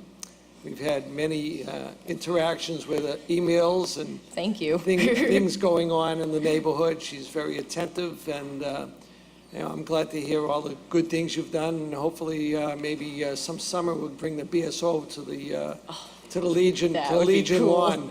Even So, some of the like little performers, it yeah, would be a that's, small you know, thing. We could it's something we definitely can do that. talk about with That the would be really Recreation cool. Department and see if we can pull that out. I think people would really enjoy something like that. I've got But some good connections I'm in the very education impressed. department over there. Yeah, I'd be You know, happy if you to. can pull that off or work on it, you're part of our cultural council, bring it on.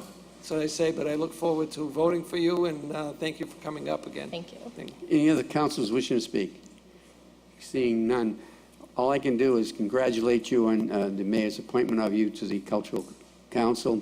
You certainly, you've got the will to serve the community well and the ambition to serve it well and the background to complement that. So we look forward to having you work for our city, do a good job for our community.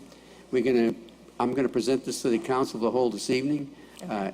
Most of the councils are here, so there's every intention this will be voted out favorably. There's no need for you to stay in attendance if you don't That was so gonna be wish my to do next so. question. It's dinner But time. if you wish to exit as soon as you can, I don't blame you. So go and serve our community well, and I'm certainly pleased that the mayor appointed you because you look like you have the enthusiasm to do a great job. Thank you. I'm very excited Congratulations. to be a part of this. Thank you, guys. Thank you. Next is the reappointment of Tufts Construction as a licensed drain layer. Any member from Tufts Construction available? Seeing none, we will table that. Next is the appointment of John Hurley as Harbor Master. Mr. Hurley was here previously this afternoon, and he waited around for half an hour or so, and we asked various questions of him. He had a situation to go to with his family, so I asked the indulgence of the subcommittee to vote this out favorably this evening because Mr. Hurley did take time out to come here and answer any and all questions, and he did so very favorably. And I feel like it's always good to see people wanting to serve on the water, and the harbor master is a very important job in our community. So I ask that this be voted out favorably as to the committee of the whole this evening. All Through in you, favor? Mr. Chairman, I Councilor- think we should let people know that this was a reappointment, so he This has is- a history of working with, Well, mine says appointment, but yeah, and he was an assistant, so he has a track record, so. he has a track record, so. Anyway, we're going to see him on the waterways, and I know he's going to do a great job for our city. All in favor, all opposed? So ordered. It will be voted out favorably this evening. And next is the appointment of Rapid Flow as a licensed drain layer. Is a member of Rapid Flow here? Longtime friend, Mark. My name is Mark Meads. I live at 21 Old Haswell Park Road in Middleton, Mass. Any questions from the membership of the council? Councilor Morabito. Mark, are you currently a drain layer in any other city? City of Boston, Boston Water and Sewer. Excellent. Thank you. Any other? Councilor Batch. Thank you, Councilor, Mr. Chairman. This is a no-brainer. I mean, Mr. Rapid Flow's been around the city for years. I see them up in my ward, North Revere, doing a lot of work up there for the city. So I strongly recommend that you get appointed tonight. Thank you. Any other questions from the membership of the council? Councilor Zambudo. Thank you, Mr. Chairman. Obviously, this gentleman has been a revered person for many years and has run an exemplary business, and we all know him very well, and I give my highest endorsement. Thank you. Thank you, Councilor. Well, from my experience, what I can state is I've known you for several years, and Certainly, when the city of Revere is in need of video going into the sewer system, they call on Rapid Flow because you have the best equipment available and you're always available to our community. And that's a plus before you even decided to do on the drain layers. So you already participated in doing a great service for our community. Thank you. And I know you'll do an even better service as a drain layer because you do quality work. So having said that, Mark, there's no need for you to stay in attendance this evening if you don't so wish to do so. The next couple of days, you can pick up the paperwork with the city clerk, and we will vote you out favorably this evening. All right, thank you very Congratulations. much. Do a good job for our city. Thank you, appreciate Nice seeing you, Mark. And last, who's been here all afternoon with us, the reappointment of Joseph Laval as Conservation Commission. Joseph, please come to the podium, state your name and address for the record, please.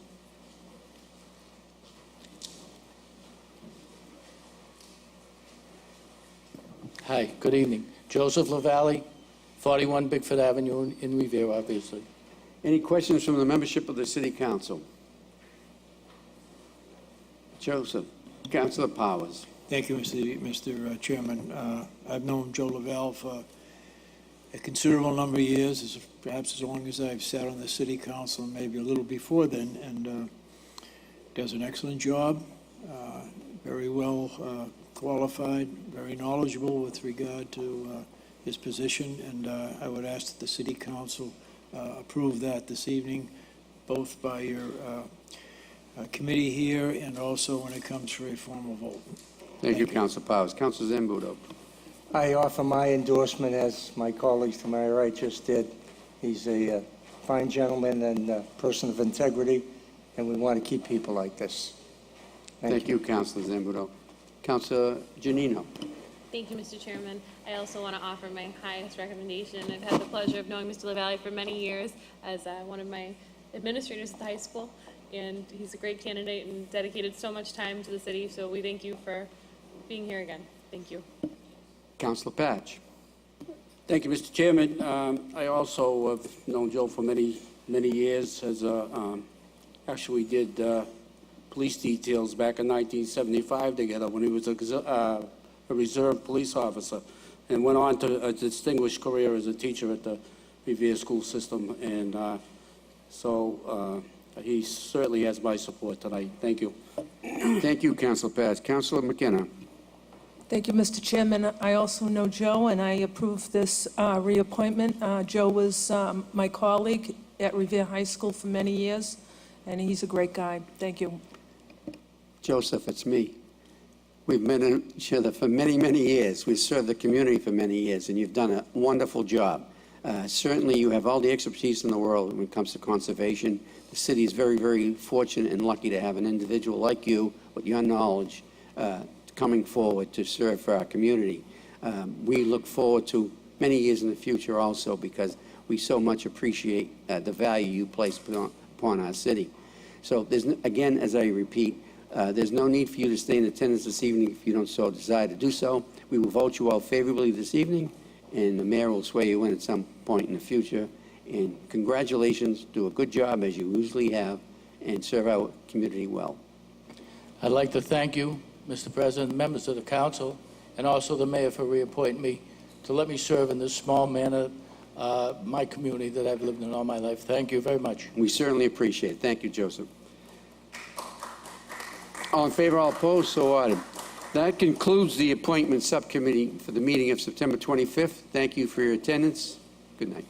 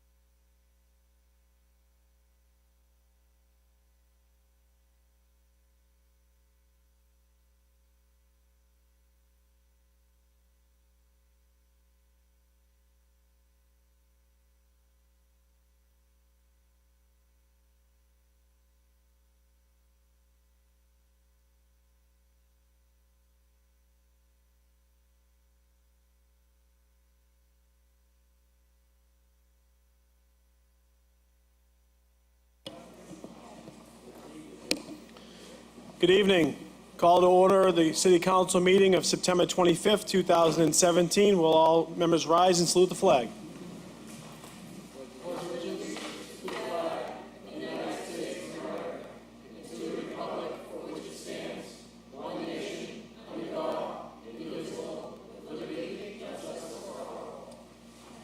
Thank you.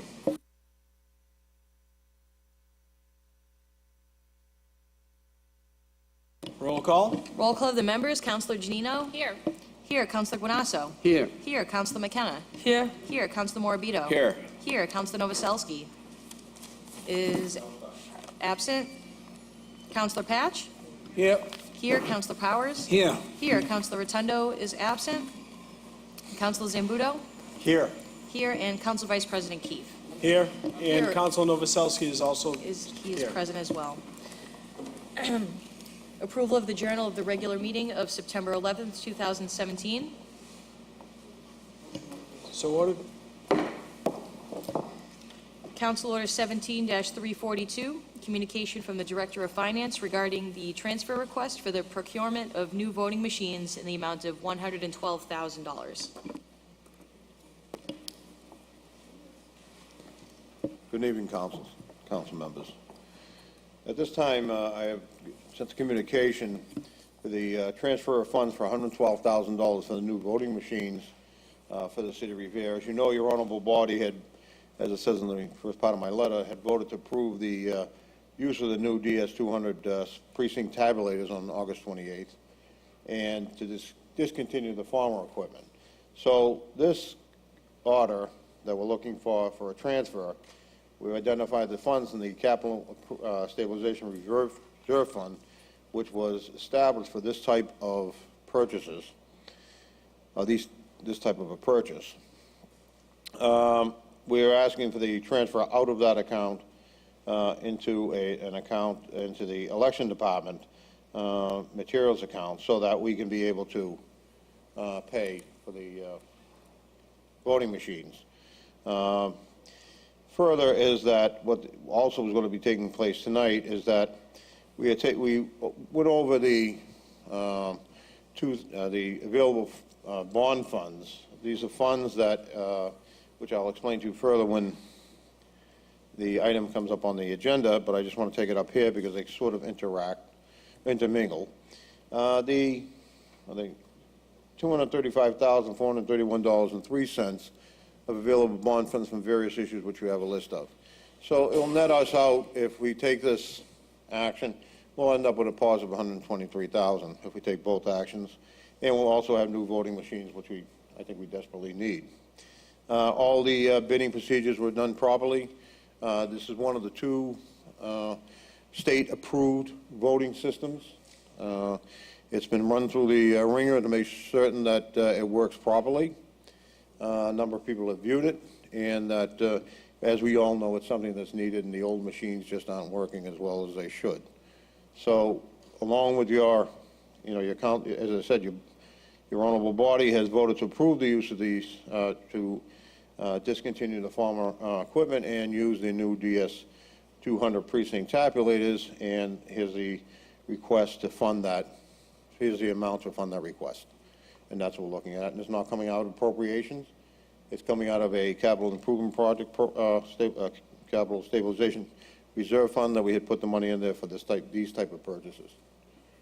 Thank you. And Mr. Anzoni, you were speaking on behalf of two motions or two communications, 17-342 and 17-343. We will take them up separately. Okay. But I appreciate you bringing them both up. So Okay, at this thank point, on 17-342, does any councilors wishing to speak? Councilor Morabito. Thank you, Mr. Vice President. I just want to say I've been an advocate for this, and I know my colleague, Councilor Zambudo, has as well. It's about time that we get caught up with modern technology and getting new voting equipment. I commend Dan Colella and the mayor for moving this forward, because we put in a motion and passed a motion this year. So, thank you. Thank you, Councilor Morabito. Any other councilors wishing to speak? Councilor Zambudo. Obviously, I'm in support of this, although my recount was when we had a brand-new voting machine. It was the optical scan was the first time used, and there had never been someone lose a recount with an optical scan machine, but I did. But That's why we're changing the system. that's history, and the good news is I never looked back after the election, so the people were kind enough to put me back here for many years. And but all kidding aside, these machines are outdated. It's time for a new system, and that's why we did this. Thank you. That's all I have, Mr. President. Thank you, Councilor Zambudo. Any other councilors? Nope, no hearing and seeing none. We're going to roll call on this. Shall the City Council approve a transfer in the amount of $112,000 from the Capital Stabilization Reserve account to the Election Department Materials account? Councilor Janino? Yes. Yes. Councilor Guanasso? Yes. Yes. Councilor McKenna? Yes. Yes. Councilor Morbido? Yes. Yes. Councilor Novoselsky? Yes. Councilor Patch? Yes. Yes. Councilor Powers? Yes. Yes. Councilor Rotundo is absent. Councilor Zambudo? Yes. Yes. And Council Vice President Keefe? Yes. Yes, the transfer has been approved. Thank you very much. Mr. Vice President, with hopes of no reconsideration. Reconsideration, motion reconsideration on the table? You're welcome. In favor?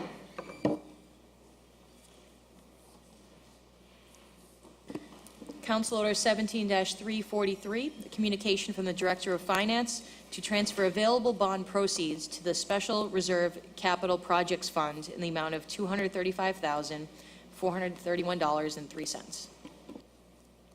Mr. Anzoni? Yes. This is after we reviewed again, as I had mentioned previously, after we'd reviewed the capital fund accounts of the city of Revere, these are funds that become available, although you appropriate them for other purposes, however, the project's been completed, there are still some funds remaining, and rather than keep them idle, we've asked bond counsel to draw up an order in order to move these funds. However, there is a stipulation on these funds. They only going to be for the like term which they originally have. That's why we have them separate.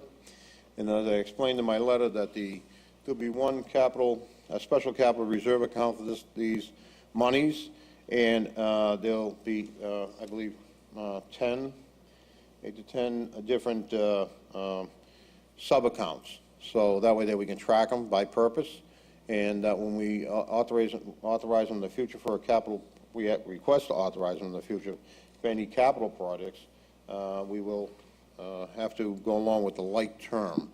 So they have to have the like term of the original issue that they were authorized for. So in doing so, again, with the previous loan order, the net is a positive $123,000 into the funds that will be available to use for our capital improvement program. Thank you, Mr. Anzoni. Any councilors wishing to speak? This is going to go, Councilor Novoselsky. Thank you, Mr. President, Vice President. George, I don't have a problem because what we're doing is bringing back our bond money into this fund. But, just one specific thing that's sticking out to me is that senior center capital improvement, $46,000.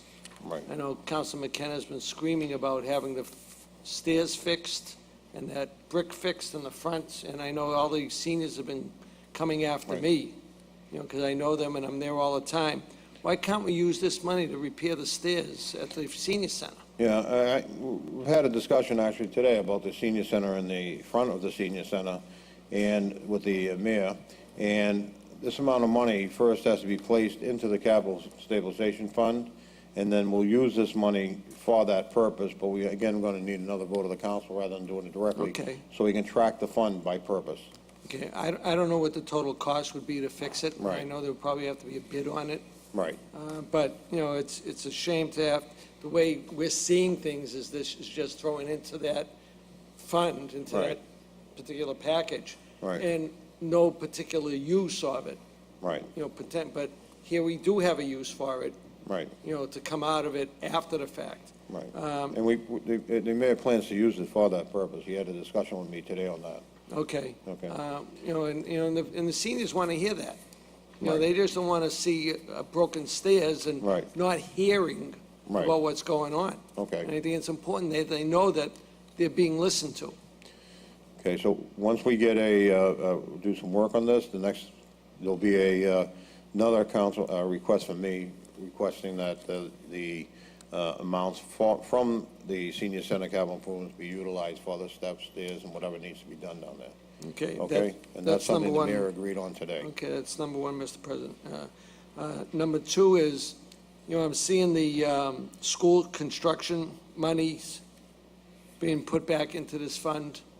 And over the years, when we've done, 5 or 6 schools so far, Right. I don't believe one school has a construction plaque on it that we've been screaming about for at least 10 years since we started the school program. You know, to showing who the contractor was, who the city council Right. was, who the school committee was, superintendent of schools. Not one school has those plaques on it. And I even have a list of everybody that's supposed to be on those. Right. And I think it's a shame that these plaques were not put on these schools to give people the credit where the credit is due. Agreed, and I've had this discussion years ago, and I think we both had the discussion years ago, and I believe there was a school committee vote saying that they were going into the school building program originally back in 2000 with the idea that there wouldn't be any plaques in the schools. So unless, pardon me? Well, that's the case, but I think, you know, I think a council motion would be able to do that. I'm not certain, but whatever procedure you will want to happen. take place, and there's funds available, I'm sure that's something that's a discussion with the mayor, and it's not impossible. But Okay, one more, Mr. President. they also, by the way, in most schools, put the director of finance on there, but that's okay. Yeah. One last item that's not on this list, but about a month and a half ago, we approved $100,000 to do some various work, and one of those was $40,000 for the lights on Shirley Ave. Right, Somehow, nobody knows what account that went into. You okay. know, allegedly, it was used to fund another account. Was it? Okay. So. you I can know, look and into that, Counselor, I've and been I in will. touch with the mayor's office on it. Yeah, You know, Joe Gravelisi was working on it, and I'm still waiting to hear where that $40,000, okay. I will Went. take a look into that. you know, and now and I know we're bidding out for the lights now, it just went out for Right. bid, but we need an appropriation for that, Right, so, and a reappropriation. So now it's costing us $50,000, another 10 because we added some parts to it. So, you know, I've spoken to the mayor, and I'm throwing it at you because I don't want one person to know or 2 people to know, I want more people to know about it. okay. It is ridiculous that, you know, the folks in Shirley Ave have to walk in dark streets. Those lights are almost 9, 10 years old. Right, Okay. And we want to protect our people, public safety, right? So, I just want to find out where that money is and when it's going to be put back into that into the account. appropriation. Okay. I will actually take a look at that and get back to you on that, Please Counselor. do. Okay. Okay, Thank you, thank you, Counselor. Mr. Chairman. Mr. President. We're going to vote on this tonight. We have two roll call votes on this for this evening. So we're going to take up 2 roll calls. Any other councilors? No? Roll call on the first? Shall the City Council approve the establishment of a special reserve capital projects fund? Counselor Genino? Yes. Yes. Counselor Guanasso? Yes. Yes. Counselor McKenna? Yes. Yes. Counselor Morabito? Yes. Counselor Novoselsky? Yes. Yes. Counselor Patch? Yes. Yes. Counselor Powers? Yes. Counselor Rotundo is absent. Counselor Zambudo? Yes. Yes. And Council Vice President Keefe? Yes. Yes, the fund has been established. Roll call on the second. That in accordance with Chapter 44, Section 20 of the general laws, the unexpended balances of funds borrowed to pay costs of the projects set forth below, which amounts are no longer needed to complete the projects for which they were initially borrowed, totaling $235,431.03, are hereby transferred to the Special Reserve Capital Projects Fund for later appropriation by this council to pay costs of future capital improvements consistent with the provisions of said Chapter 44, Section 20 of the general laws, including the payment of any and all costs incidental and related thereto. Counselor Gedino? Yes. Yes. Counselor Guanasso? Yes. Yes. Counselor McKenna? Yes. Yes. Counselor Morbido? Yes. Yes. Counselor Novoselsky? Yes. Yes. Counselor Patch? Yes. Yes. Counselor Powers? Yes. Yes. Counselor Rotundo is absent. Counselor Zambudo? Yes. Yes. And Council Vice President Keefe? Yes. Yes, the transfer has been approved. Council Order 17-344, communication relative to ETP funding appropriation requests. Mr. Anzoni, are you going to be speaking on On this? this one, yes, also. This is a request that has been approved by the ETP committee, and it was made by Mayor Rego for various projects. One of them is the IT department iCloud migration for $450,000, the TV studio equipment for $42,901, interactive board replacement addition, $70,000, and expanding music technology for $2,432.14. There's a description for these. I think the iCloud migration, I do want to speak on that a bit. The city of Revere had purchased equipment, had a loan order back in, I believe, in 2004 for new computer equipment. At the time, we purchased the most up-to-date equipment, but as you know, in the computer world, after 5 years, the equipment becomes outdated and it does not run as properly as it should. However, the city stretched it out beyond the 5 years up to 13 years, and that's what we're facing with now.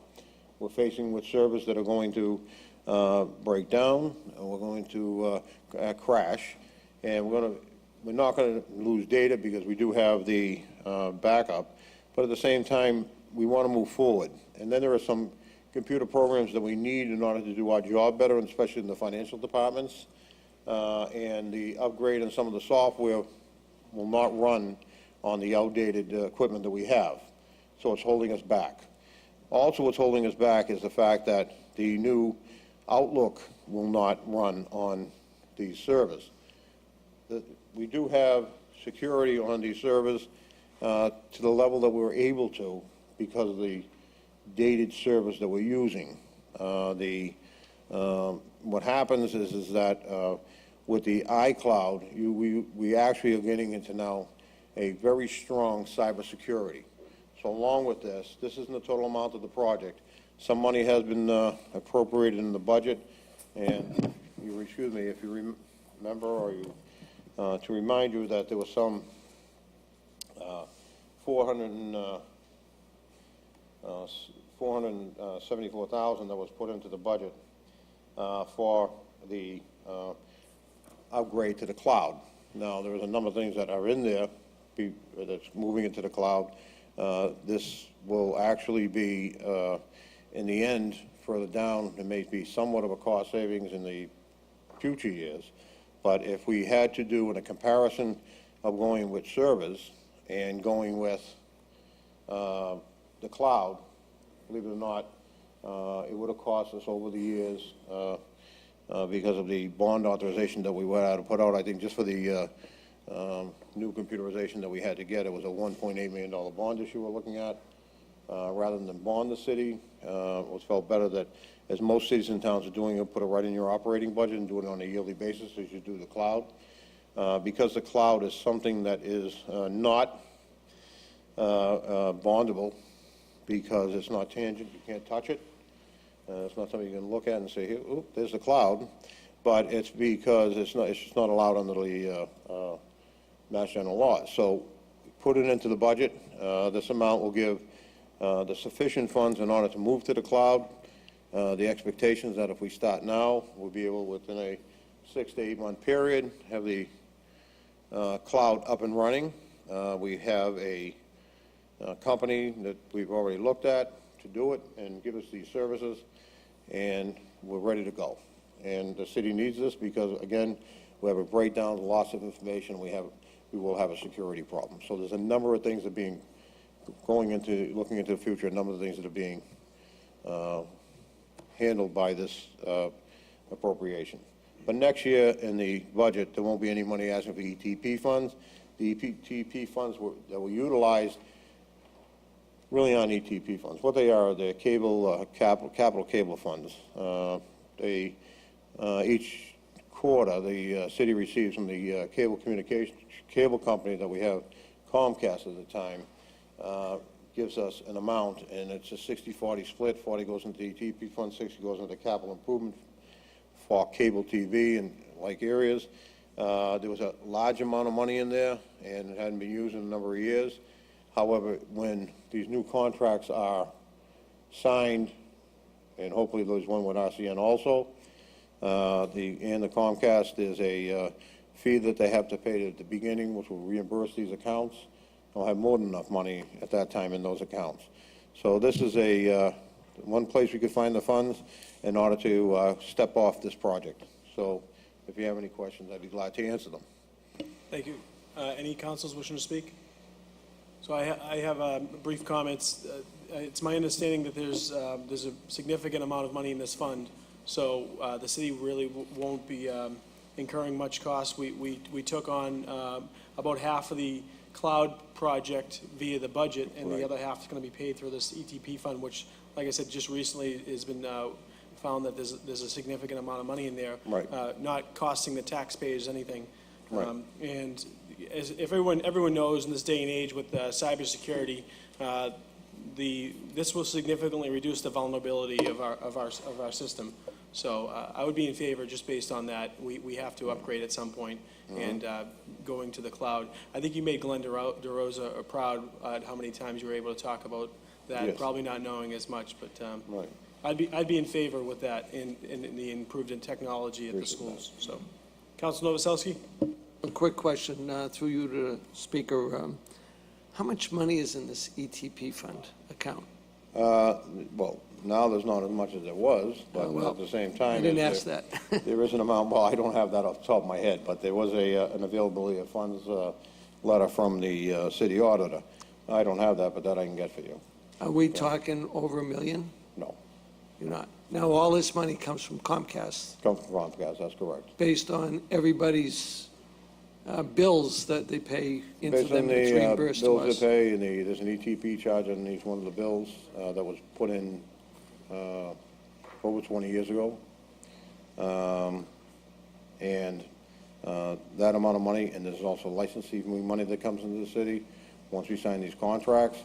So there's a number, those are two areas that come from, but it's split by a 40-60%. So that 40% goes into the ETP fund, 60% goes into this capital fund. And money hadn't been used out of this capital fund for a while. So that's why there was this amount of money in there. Thank you, Mr. Vice President. Thank you. Roll call?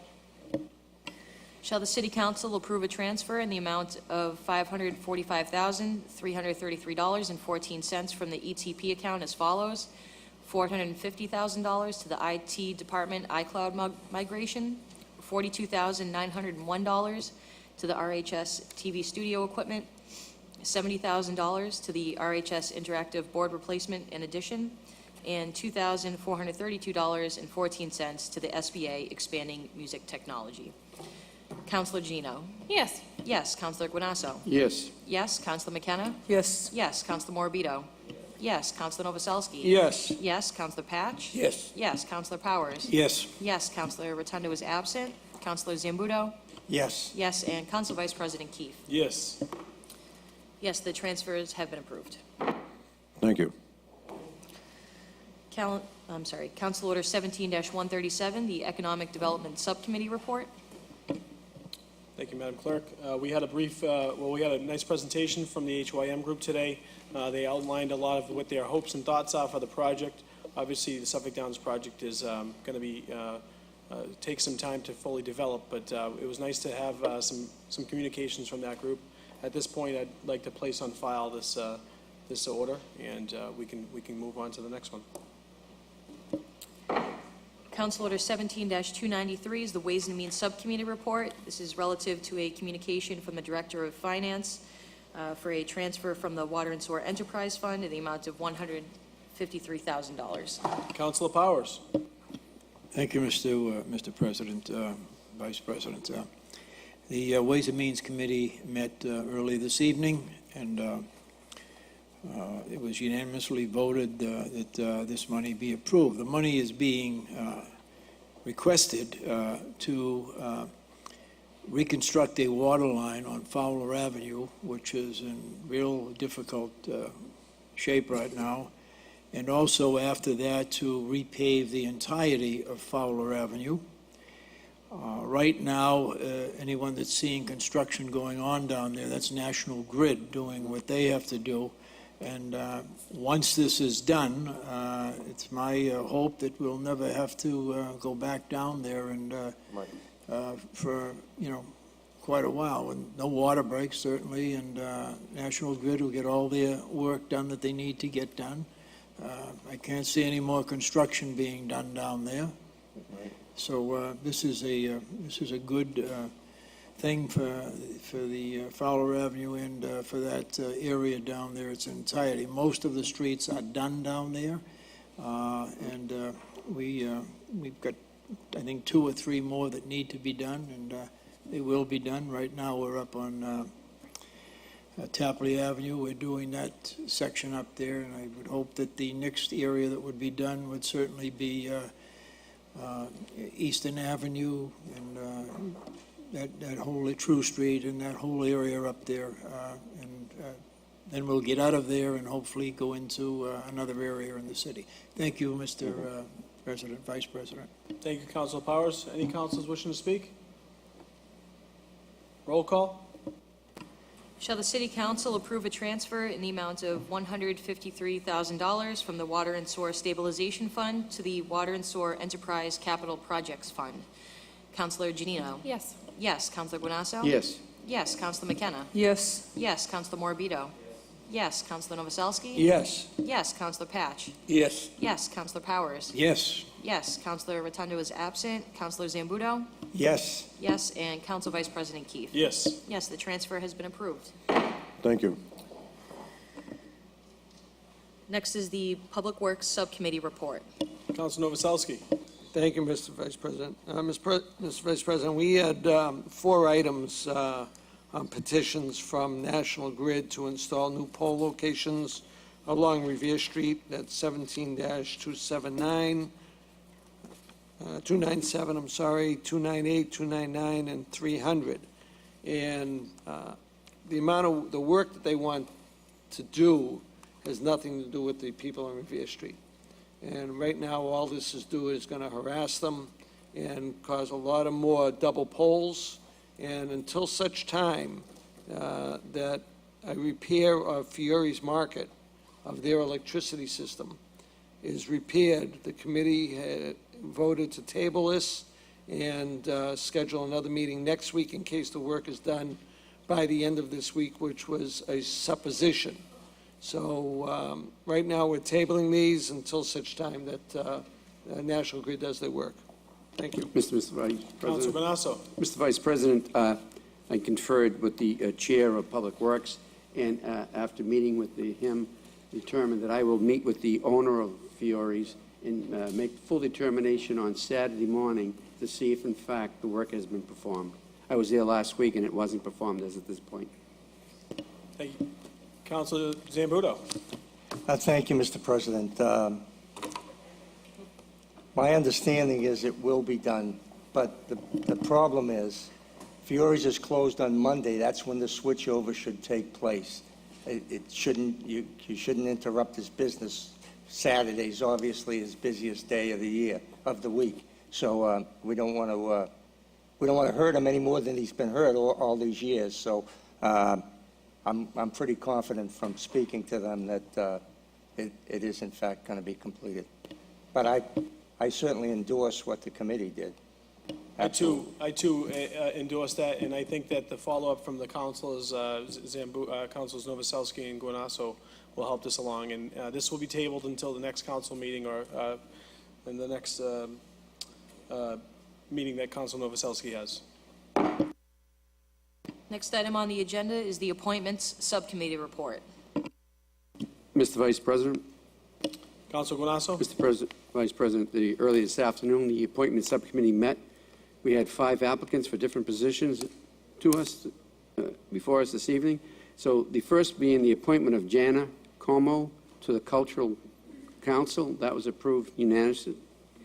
And then was the reappointment of Tufts Construction as a licensed drain layer. That was tabled. Appointment of John Hurley as a harbor master. That was approved. Appointment of Rapid Flow as a licensed drain layer. That was approved. And the reappointment of Joseph LaValle to the Conservation Commission. That was also approved. Mr. Vice President, I ask that these all be taken up at once. If there's any exceptions, we pull that exception. And I ask that except 17-257, which has been tabled. Thank you, Mr. Vice President. Thank you, Councilor Canassa. So we'll take them all up, and the 257 is going to be tabled. Roll call. Shall the City Council confirm the appointments as reported by Chairman Guanasso? Councilor Janino? Yes. Yes. Councilor Guanasso? Yes. Yes. Councilor McKenna? Yes. Yes. Councilor Morbido? Yes. Yes. Councilor Novoselsky? Yes. Yes. Councilor Patch? Yes. Yes. Councilor Powers? Yes. Yes. Councilor Rotundo is absent. Councilor Zambudo? Yes. Yes. And Council Vice President Keith? Yes. Yes, the appointments have been confirmed. Council Order 17-346, motion presented by Councilor Keith that the City Council and the Planning Board implement a ban on the sale of recreational marijuana in Revere. Thank you. Any councilors wishing to speak? Councilor Zambudo. Thank you, Mr. President. Though I appreciate your motion, let me start off by saying not only did I vote against recreational marijuana, but I campaigned across the state hard for this not to pass, but it did, unfortunately. And I'm sometimes called the heavy guy up here, or the heavyweight, because I deal in facts, not emotion. Okay, when I know that a lot of people are going to come up here, and some young mothers and their children are here, and nobody wants to see them smoking marijuana less than me. Nobody. But the bottom line is here, we have to deal in facts and laws. Now, we have medical marijuana, we have an ordinance, we've approved that, and that would be the only place in the city that recreational marijuana could go. However, it's one thing to put a ban on recreational marijuana, but you're not really putting a ban, because the Attorney General has just shot down delivery. Now, what I fail to mention is that all Revere's surrounding communities have recreational marijuana in place. What you cannot stop, and I can read the law from the Attorney General, but the bottom line is, no city or town shall prohibit the transportation of marijuana or marijuana products, or adopt an ordinance or bylaw that makes transportation of marijuana or marijuana products unreasonably impracticable. Now, what that means is you cannot stop any of these surrounding towns from bringing the marijuana here.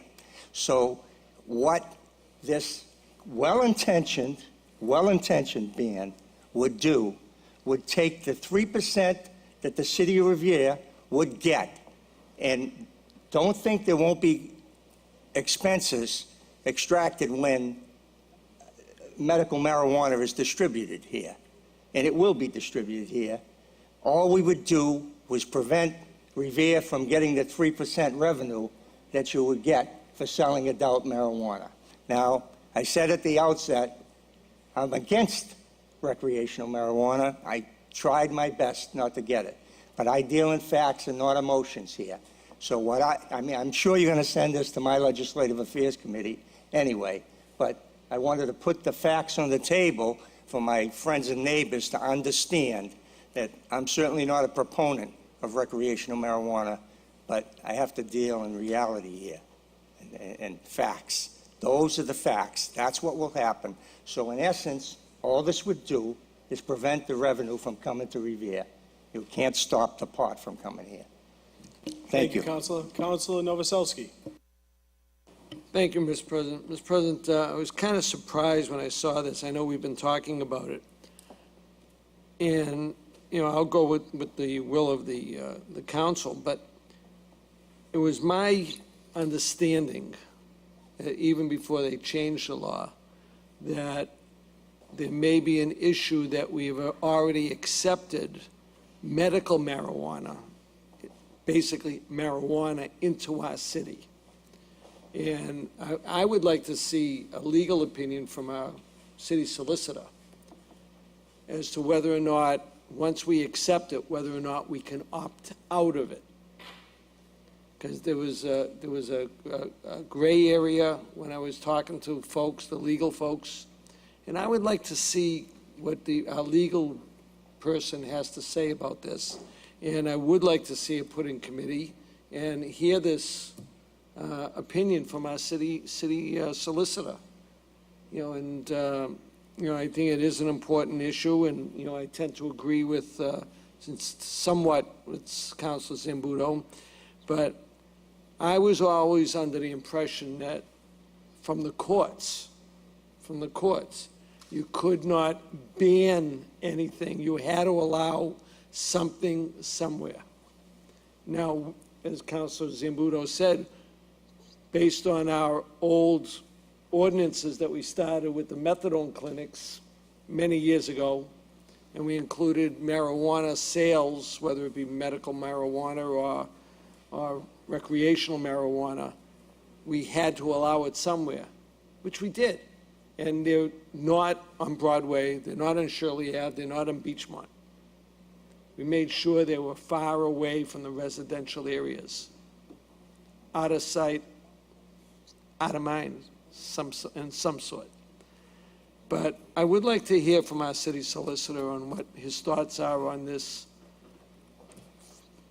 prior allowance and how it affects the future of the shops that could be put up. So that's my thoughts on it now, and I'd recommend the same thing as Councilor Zambudo, to put it in committee. Thank you. Thank you, Councilor. Councilor Guanasso. Mr. Vice President, I heard from the source that I'm going to pay attention to, and that was the voters of Revere. And they voted overwhelmingly to deny this particular use within our community. Based on the legislation that was given to those individuals who worked so hard to put this on the ballot, the legislation stated that if in fact the local community voted against it, that would be the will of the law.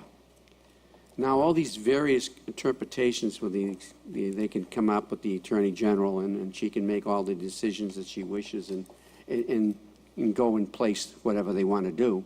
But I know the mandate of this city was to deny such a use within our community, and I honor that. I think that's the right thing to do.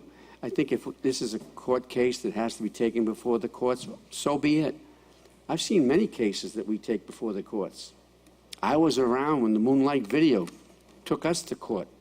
We tried to ban that, but we didn't have the proper legislation in place to prevent, we didn't have zoning in place to prevent such a thing. We now have zoning in place, and we now have awarded medical marijuana in place where zoning was proper. But that was for medical marijuana, quite different than recreational marijuana. I have cases now where people, residents have been talking to me as I traversed the streets of Ward 3, that their recreational use of pot in backyards are overwhelming, and neighbors are having to ingest the fumes from these pot that's being smoked by these individuals. And lo and behold, it's legal. Well, you know what? I just think that there's something wrong with this picture someplace. That if ingestion of smoke from a neighbor's yard affects your ability, your public health ability, then I think society has made some mistakes. I don't think this has a use within our system. And don't equate this to alcohol, because there's two different structures.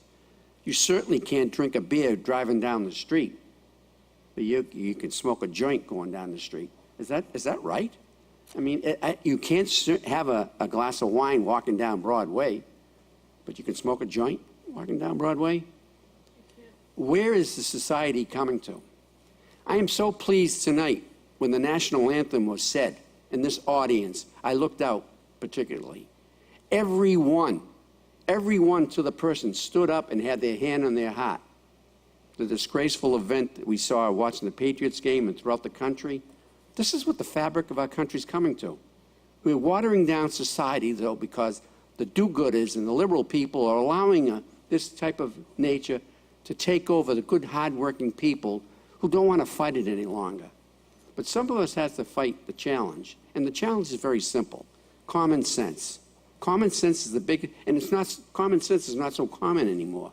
I find all these abuses created within laws that we make. I ask this council vote the wishes of what the people voted for, and I ask that we get the support from all the local residents who voted this way. And yes, there are going to be shouts out there against this. Of course, the shouts out. If I asked for a permit to sell Bibles on Sunday, there were people protesting against me because that's the way we live today. But I hope that the do-gooders outdo the no-gooders. And so let's go forward, Mr. President, and make sure that this city council is on the record as opposing marijuana for recreational use. Thank you, Councilor. Councilor Morabito. Thank you. For those of you that don't know, when I first got on the council, I put in a motion, and I tried to increase the age of selling tobacco to 21 over the course of a 3-year period. There was pushback, a lot of pushback from businesses. They claimed that they were so dependent on that sale because it was a large portion of their revenue. It was a large percentage. They discussed how it would hurt their revenue and result in them laying off employees. They even had employees come before the city council and explain how dependent they are on the pay that they receive from these businesses and how it would affect their livelihood. You know, some had children, and they expressed they need to put food on the table if they get unemployed, which is heartbreaking. But the loss, my point was the loss of lives and the loss of getting these children, getting these high schoolers and young adults hooked on cigarettes, and the loss of life was a lot more dear in my heart. So, with that said, keep in mind we had an opportunity to change tobacco sales or the age or change the ordinance in our city for years when the state first created law on tobacco sales. It was never done. We waited too long. We waited until people were affected. There were a lot of cases of cancer, and they proved that cancer was caused by cigarettes. Also, we waited until businesses expected revenue from sales of tobacco purchases, which would affect their livelihood. Keep in mind, a ban on recreational marijuana sales would be a proactive approach. It will prevent us from having to tell a business in the future, hey, we want to regulate this. And now the businessman says, hey, well, I'm dependent on these sales. Someone's going to lose their job. And this is something we have to keep in mind. Is it better to take a proactive approach before businesses rely on that revenue, before businesses hire these employees based on that revenue that they earn? So these are all things that we need to look at. And I think a proactive approach would be the best approach. Thank you. Thank you, Councilor Morabito. I have some comments, but I'm not sure. I know there's some members of the audience looking to come up. I'd be happy to invite them up. A few people emailed me in advance, but would you like me to give my comments first? I'd be happy to, not a problem. You got it. I'm going to go standard. Standard protocol. You know what? I'm looking to buck the trend a little bit on standard protocol. Well, Councilor Patch would like to speak. I went on the side, went the other way. Charlie Patch. Thank you, I appreciate that. Personally, I agree with Councilor Granasso that I was with the the belief that if a city, like I voted against recreational marijuana, and like the majority of of the citizens of Revere did, and I was in the belief that in doing that we could stop it from coming into the city. Now, I don't know if they changed, they supposedly, whatever we voted on has been in the State House for I don't know how long. They've been working on it, changing it, doing whatever they were doing. And I don't know what the results are. So I still have the belief that the way I voted against it, and that we, as a city, could keep it out. But I think we probably should get a legal view from our city solicitor, just in case, they changed something while it was in the State House. If anybody else can answer that for me, I'd gladly accept an answer. Thank you. Thank you, Council Patchen. By no means did I try and ignore you. And I will make my comments and invite anyone in the audience that would like to come up. We talk about standard protocol, and I get it, and I totally understand. And Councilor Zambudo, you're experienced and you're very intelligent, and I respect the fact that you like to state the facts. I too sometimes have different facts, and I want to buck the trend a little bit in the sense that this council too often, and this is respectfully, and I'm a member of this council, will say things like, we are afraid of going back to the Moonlight Video saga of 20 years ago. A lot has changed in 20 years, and I was in this room in the audience 3 years ago when you did approve medical marijuana, which I was not very happy about, but it happened because of the fear of retribution or something down the road. There's over 100 communities in the state looking to ban recreational marijuana right now. I want to be one of those communities.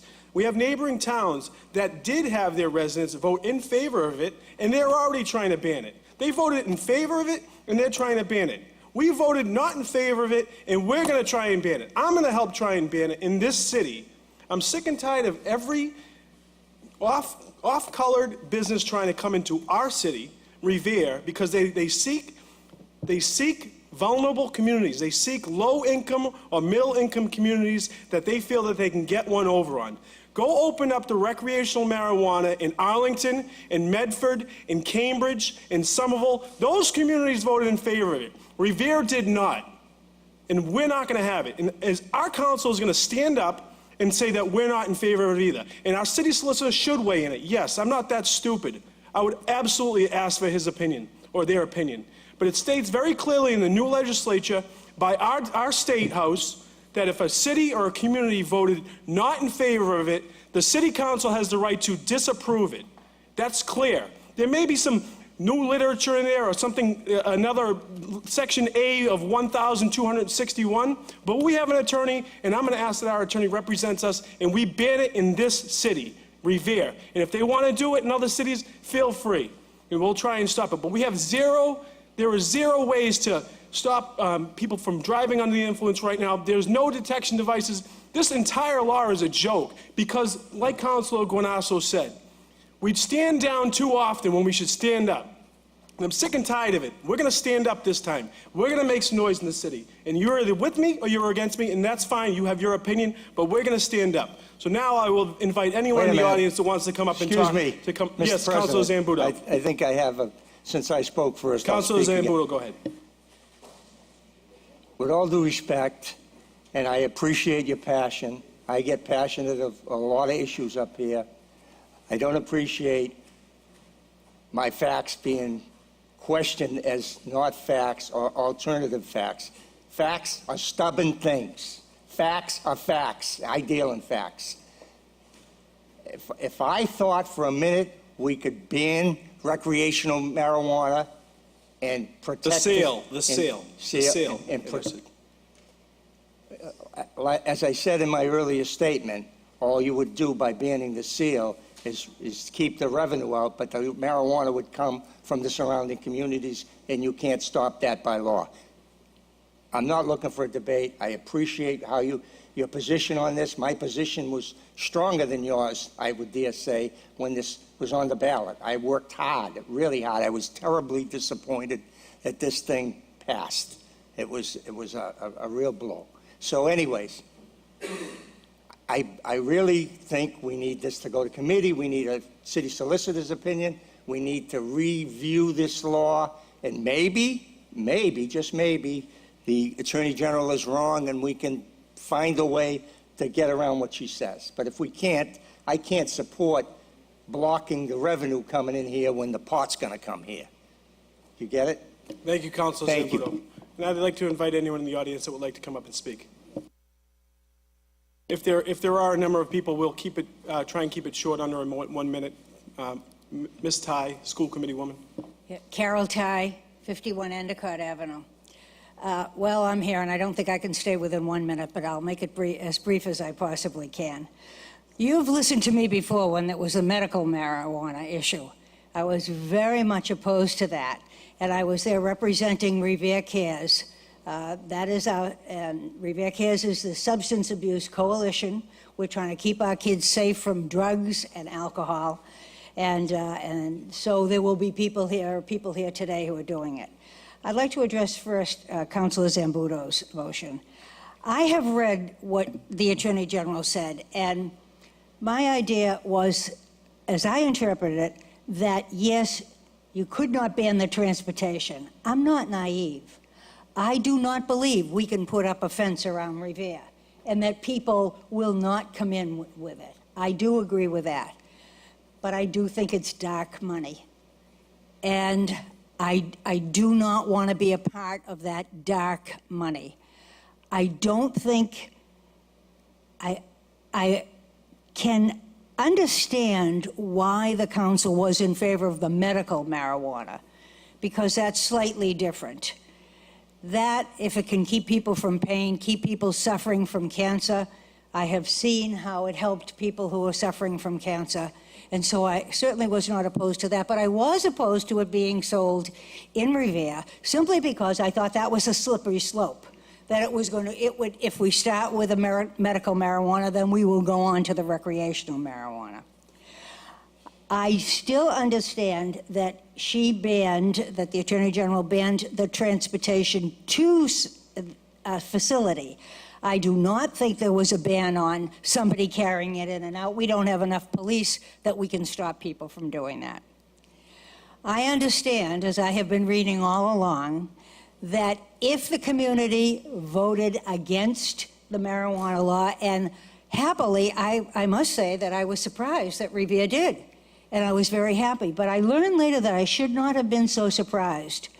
Revere Cares does a program every year in the public schools to say, this is our program, this is our Power of No program. You need to know where your kids are going, you need to know where your kids are doing, what your kids are doing. You need to be there for them. And one of the ways you do that is that you fill out the pledge that you will do everything you can, you'll talk to your kids, all of that. Some of you who are parents here have signed that pledge. Certainly Patrick must have. And many people do. Well, the last time I was assigned to the Hill School, and as I came in and we talked to them all about, listen, we'd like you to sign this pledge and we give you this literature and this is how to keep your kids safe from drugs and alcohol. I couldn't get over how many people said that they were happy, that they were proud that Revere voted not to have recreational marijuana. And they said, but what can we do? It passed in the state. And I kept saying that my impression was, if it passed in your city and town, and I think there were only 2 in this area anyway, where the people actually voted against recreational marijuana, that the city council could take a vote. Now, I can understand that you might be looking for some legal guidance in this. That's prudent, certainly. But the first step is to vote against it. It sends a message. It sends a message to the people out there. We heard your vote. You voted against this in our town. We don't want it here, and we're going to honor what you voted for. And we will stand up for it, and we will go, and if we need to, I mean, I don't want us to be going to the Supreme Court over it. Of course not. But I truly do not think that that is necessary. I will not interpret the law. I only know what I read in the newspapers. The newspapers say that if your community voted against it, then a ban could be made merely by a vote of the city council. And so I would urge the city council to take that first step and to vote against it.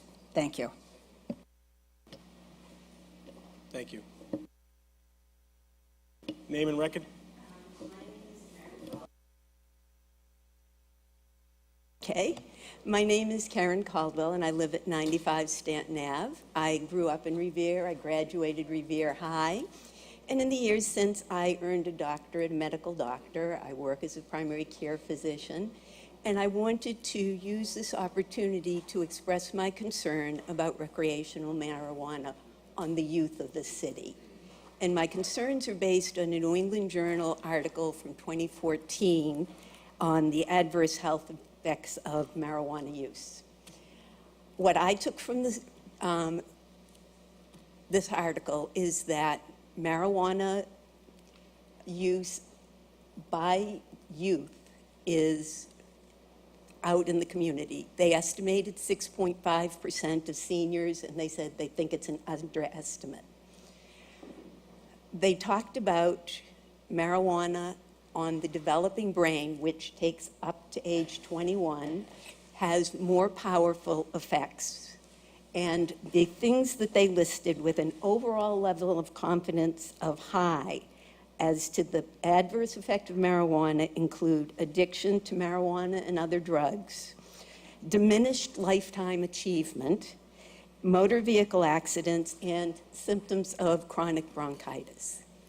Now, I'm a doctor, not a lawyer, and I leave you folks to figure out the technicalities of the law, but I would ask you to keep in mind that this would adversely affect our young people year after year. Thank you. Thank you.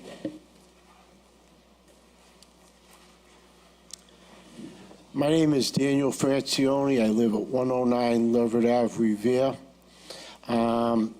I also want to include myself that I'm 100% against marijuana sales in general. But I see a black hole as far as if the surrounding towns are selling it. And again, I'm 100% against marijuana sales. But if you have the surrounding towns, Everett, Malden, and everyone makes a band here to say, no, we're not going to sell it, no, we're not going to have recreational, I really feel that a lot of people are going to be in denial. Because as far as I can remember, when I was a kid, and I'm 61 years young, there were people who drank and people who smoked marijuana. Now, as many people that are here want to say, oh, I've never seen that, I've never heard of it, I don't have any friends that smoke marijuana, but indeed, there are a lot that do, and a lot that will not admit that they smoke marijuana. My biggest problem is the surrounding towns, Malden, Everett, Chelsea, whatever. They enacted, they're going to sell it. It's going to be here. It's here already. It's always been here as long as I can remember. I can go up and down streets that I've smelt it in the air. And I'm sure many people have smelt it in the air. And like many councilors have said, it's the law. You're not going to stop it from coming in. It's very sad that Revere is going to lose that 3%. And again, may all the flaming arrows come at me right now. I'm just a resident here. I'm a taxpayer here. I'm a voter here. But if the king is not wearing any clothes and all the people looking at the king and saying, oh, yeah, he's got clothes on. I have to say that a lot of people are going to be in denial. Because if you think the kids that are smoking are not going to smoke because Revere is banned, think again. It's going to be the same numbers no matter how hard you try. Thank you. We're going to try and, I don't want to cut you off, but we're going to try and get as many people to speak as we can. So we're going to try and keep Okay. it to, but thank you. And I appreciate your thoughts on this and your support. Yeah. Thank you. Okay, my thoughts, thank you.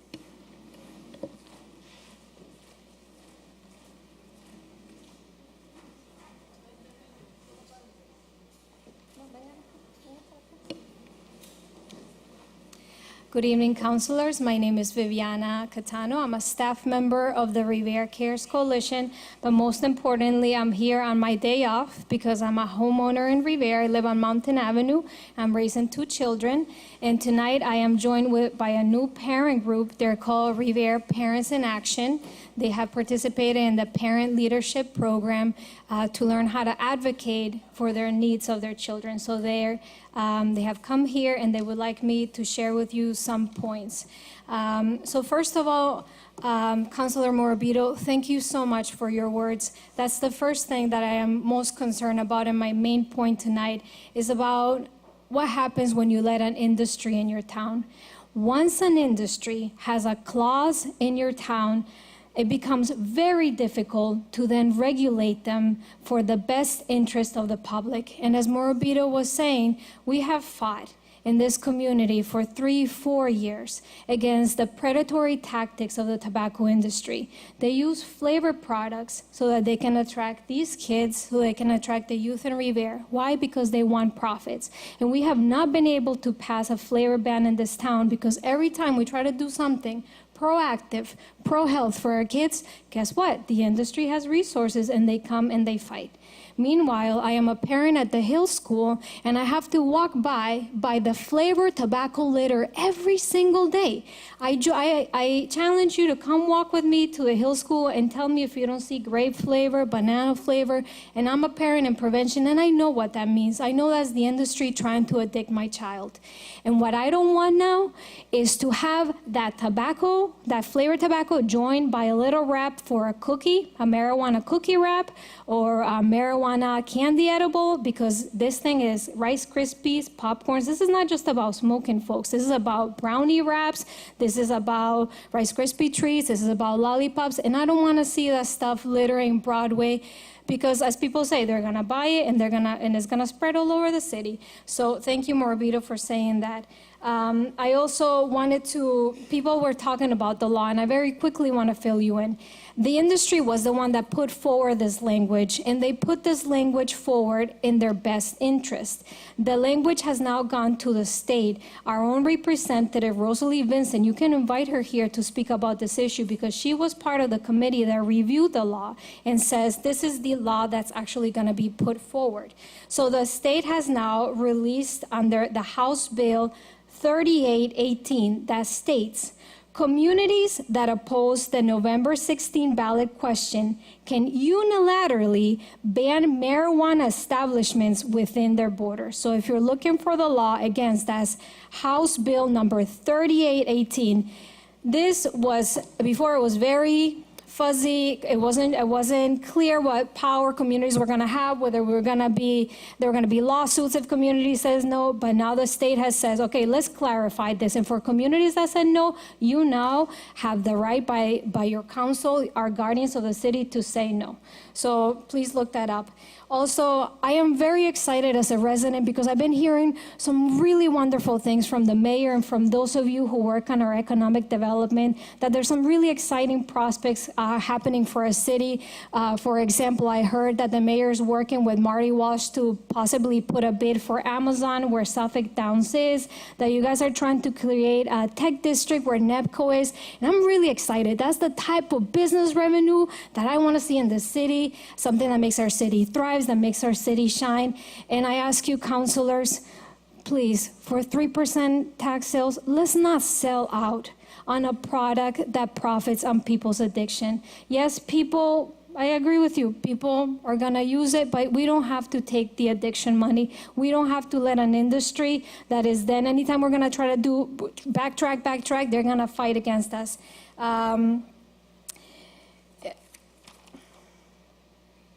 And thank you, Guanasso, for informing yourself on this issue. And again, counselors, I commend you for what you do. I know it's not an easy thing to be a leader, to try to do the best thing for our city. I personally wouldn't want to put up with everything that you guys have to do, but I do ask you tonight to please take a stand for our kids. And I know I'm running out of time, but very, very quickly. And when people ask you, okay, everybody else is going to be doing it, is going to be sold here and there. Well, I want to tell you something very specific about Revere Teens. The coalition does many focus groups with our youth to inform our campaigns and our work. And for the 8 years I have been with the coalition, the youth have been saying, marijuana is not harmful. Is less harmful and addictive than tobacco. And they got this message because we legalized it, and now we told them that some people can use it for medicine, so it must be okay for them. So the reason why we want to ban it in Revere is we want to send a message to our youth. Guys, because everybody else is doing it, it doesn't mean that we have to, okay? So thank you very much for listening to me, and have a good night. Thank you very much. Anyone else in the audience? Thank you. Anyone else in the audience looking to speak?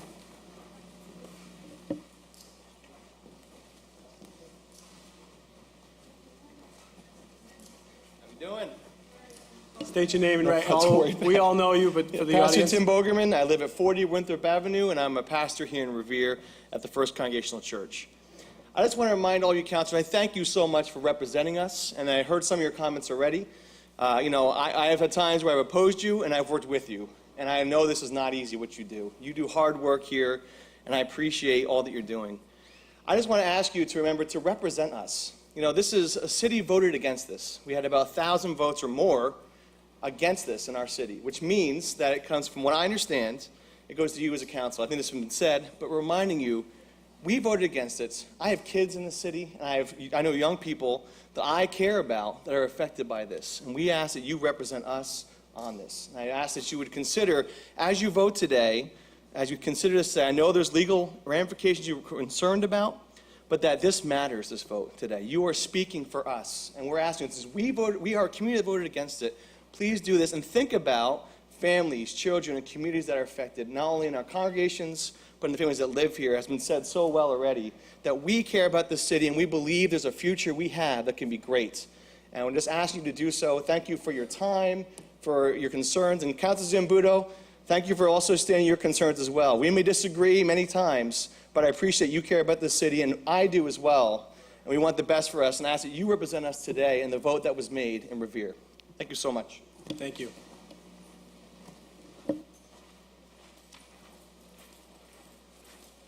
Thank you. I thought I was going to be late. Thank you very much for this opportunity to talk on this very important issue. I'm sorry, Ed DeVoe, 216 Crescent Ave, Beachmont.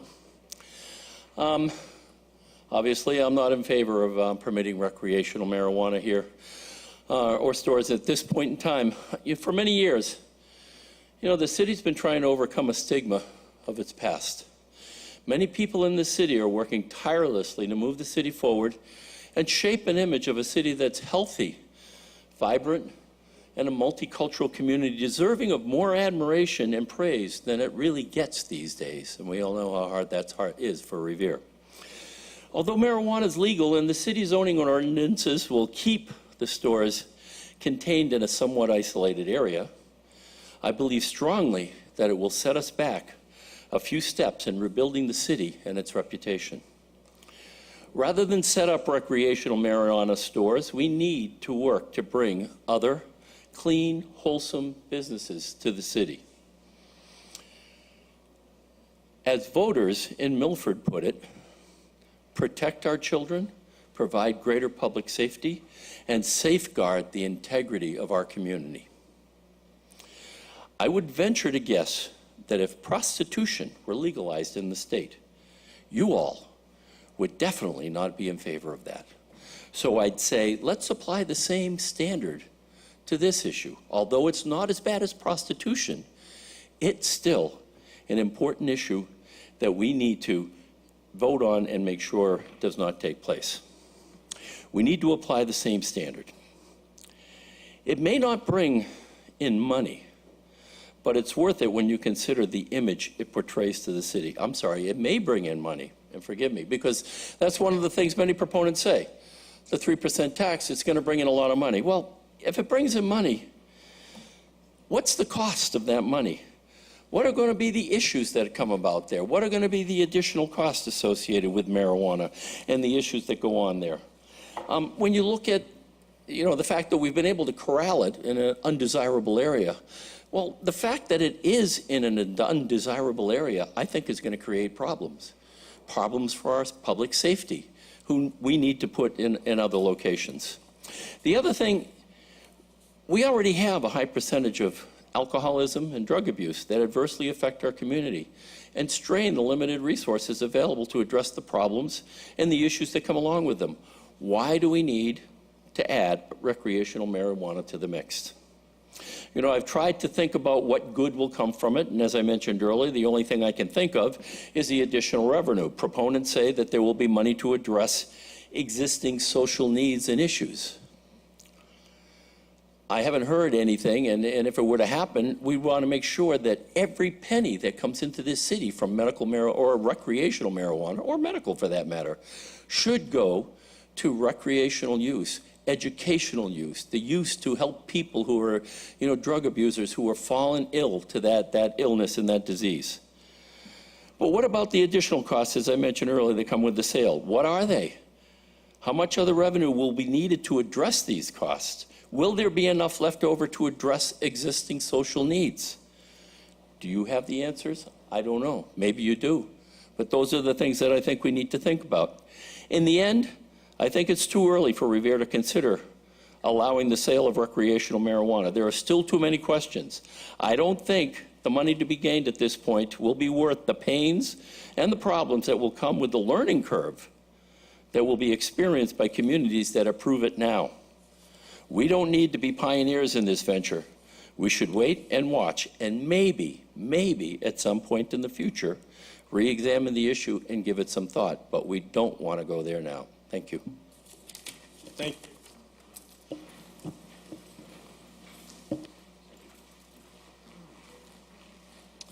Anthony Cogliandro, 105 Newman Street. I am a proponent of this motion. Everyone's talking about the number of votes we got. It was a lot closer than we think, and I don't think we should use that as a reason. We should listen to the voters. It was voted unanimously that the people of the city don't want it. Does anybody up here know how easy it is to get a medicinal card? Anybody? Extremely easy. We do not need pot shops. We're going to have a dispensary in the TED district. We do not need to put it anywhere else. I am totally 100% against that. We need to stop thinking about money and start thinking about our families and start making decisions with our hearts.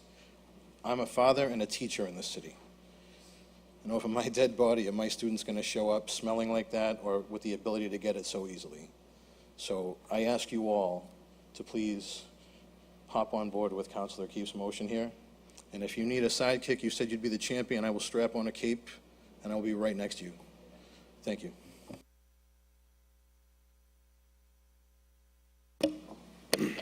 Well, there's an approach that we can take on this, and I do believe that we have a city solicitor that, if need be, can jump in front of the train if he feels that this train is derailed, and me being that train. And I'm going to go for a Hail Mary here right now. I'd rather take an offensive approach on this rather than taking a different approach. And so, yes, I am going to buck the trend tonight and request that we take a roll call vote on this tonight and we do not put it in committee. So I'm calling the roll. I want to speak roll first. Call. I roll want to call. speak before the roll. Roll call. I want to speak before the roll. Councilor Zambudo, go ahead. You didn't want to talk about Moonlight Video, but I have to bring it up. It was before I was on this council. And there was an emotional vote taken to not allow this pornographic stuff to come into the city. It cost the city $1.5 million because we circumvented the law. Don't do it again. Let it go to committee, get a solicitor's opinion, and then vote on it. Thank you, Councilor Zambudo. Mr. President, substitute motion. Roll call. Substitute motion. already called a roll call. I spoke before you called the roll call, sir. I didn't call on you. Sir, I did not call. Did you sir, hear me call I have a Councilor Novoselsky? I substitute did not. motion. Call the roll. I challenge the ruling of the chair. Challenge the ruling of the chair. And I don't accept your challenge. You don't have that right, sir. We challenge the ruling of the chair. Your substitute motion. Thank you. My substitute motion is that we move it to Legislative Affairs and hear from the city solicitor for 1 week. Roll call on Councilor Novoselsky's substitute motion. Councilor Janino? Yes. Yes. Councilor Guanasso? No. No. Councilor McKenna? No. No. Councilor Morbido? No. Councilor Novoselsky? Yes. Yes. Councilor Patch? No. No. Councilor Powers? No. No. Councilor Rotundo is absent. Councilor Zambudo? Yes. Yes. And Council Vice President Keefe? No. No. The substitute motion fails. Call the roll. Roll call on that the City Council and Planning Board implement a ban on the sale of recreational marijuana in Revere. Councilor Janino? No. No. Councilor Guanasso? Yes. Yes. Councilor McKenna? What? Yes. Yes. Councilor Morbido? Yes. Yes. Councilor Novoselsky? No. No. Councilor Patch? Yes. Yes. Councilor Powers? Yes. Yes. Councilor Rotundo is absent. Councilor Zambudo? No. No. And Council Moonlight video. And Council Vice President Keefe? Yes. Yes, the Revere motion is 2017.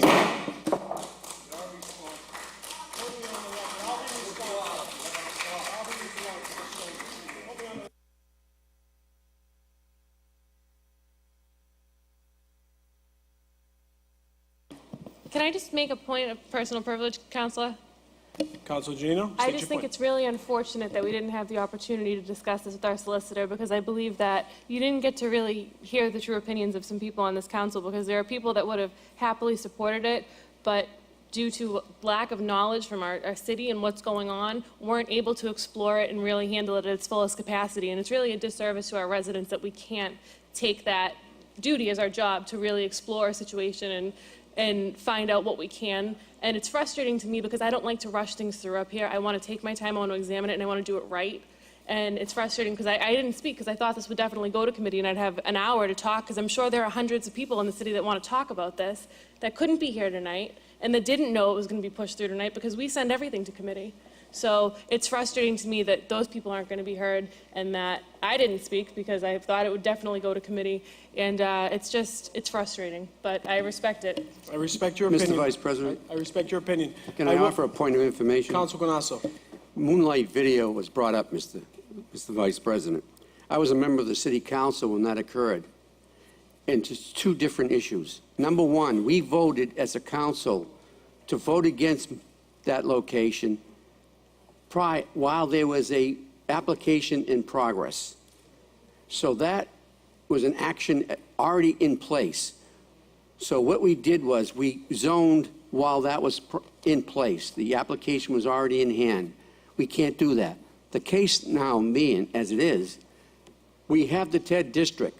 That's in place. We have a zoning area which is in place. So there's no zoning violation. Absolutely none. I'm not an attorney, but I was there. I was part and parcel to it. What we did was we reacted based on the fact that people were so much against this video store on American Legion Highway. And rightfully so. We protested, we marched in front, we did everything we could. But we didn't do the letter of the law. And the letter of the law was we didn't precede our action by already have the zoning in place. Very, very simple. Don't have to be an attorney, I will tell you that. And that's a matter of fact. So we do have the zoning in place called the TED district. We have a recreational, we have medical marijuana already on board. It's our option to vote this down.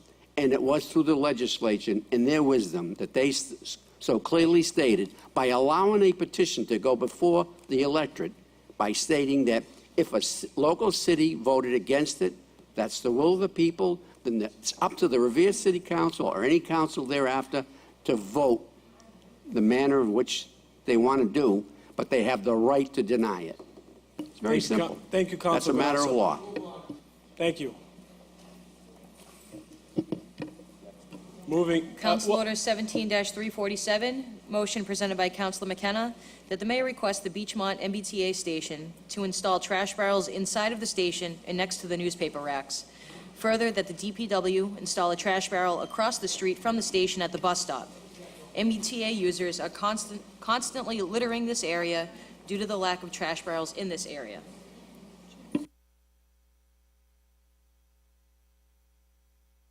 Councilor McKenna. Thank you, Mr. Vice President.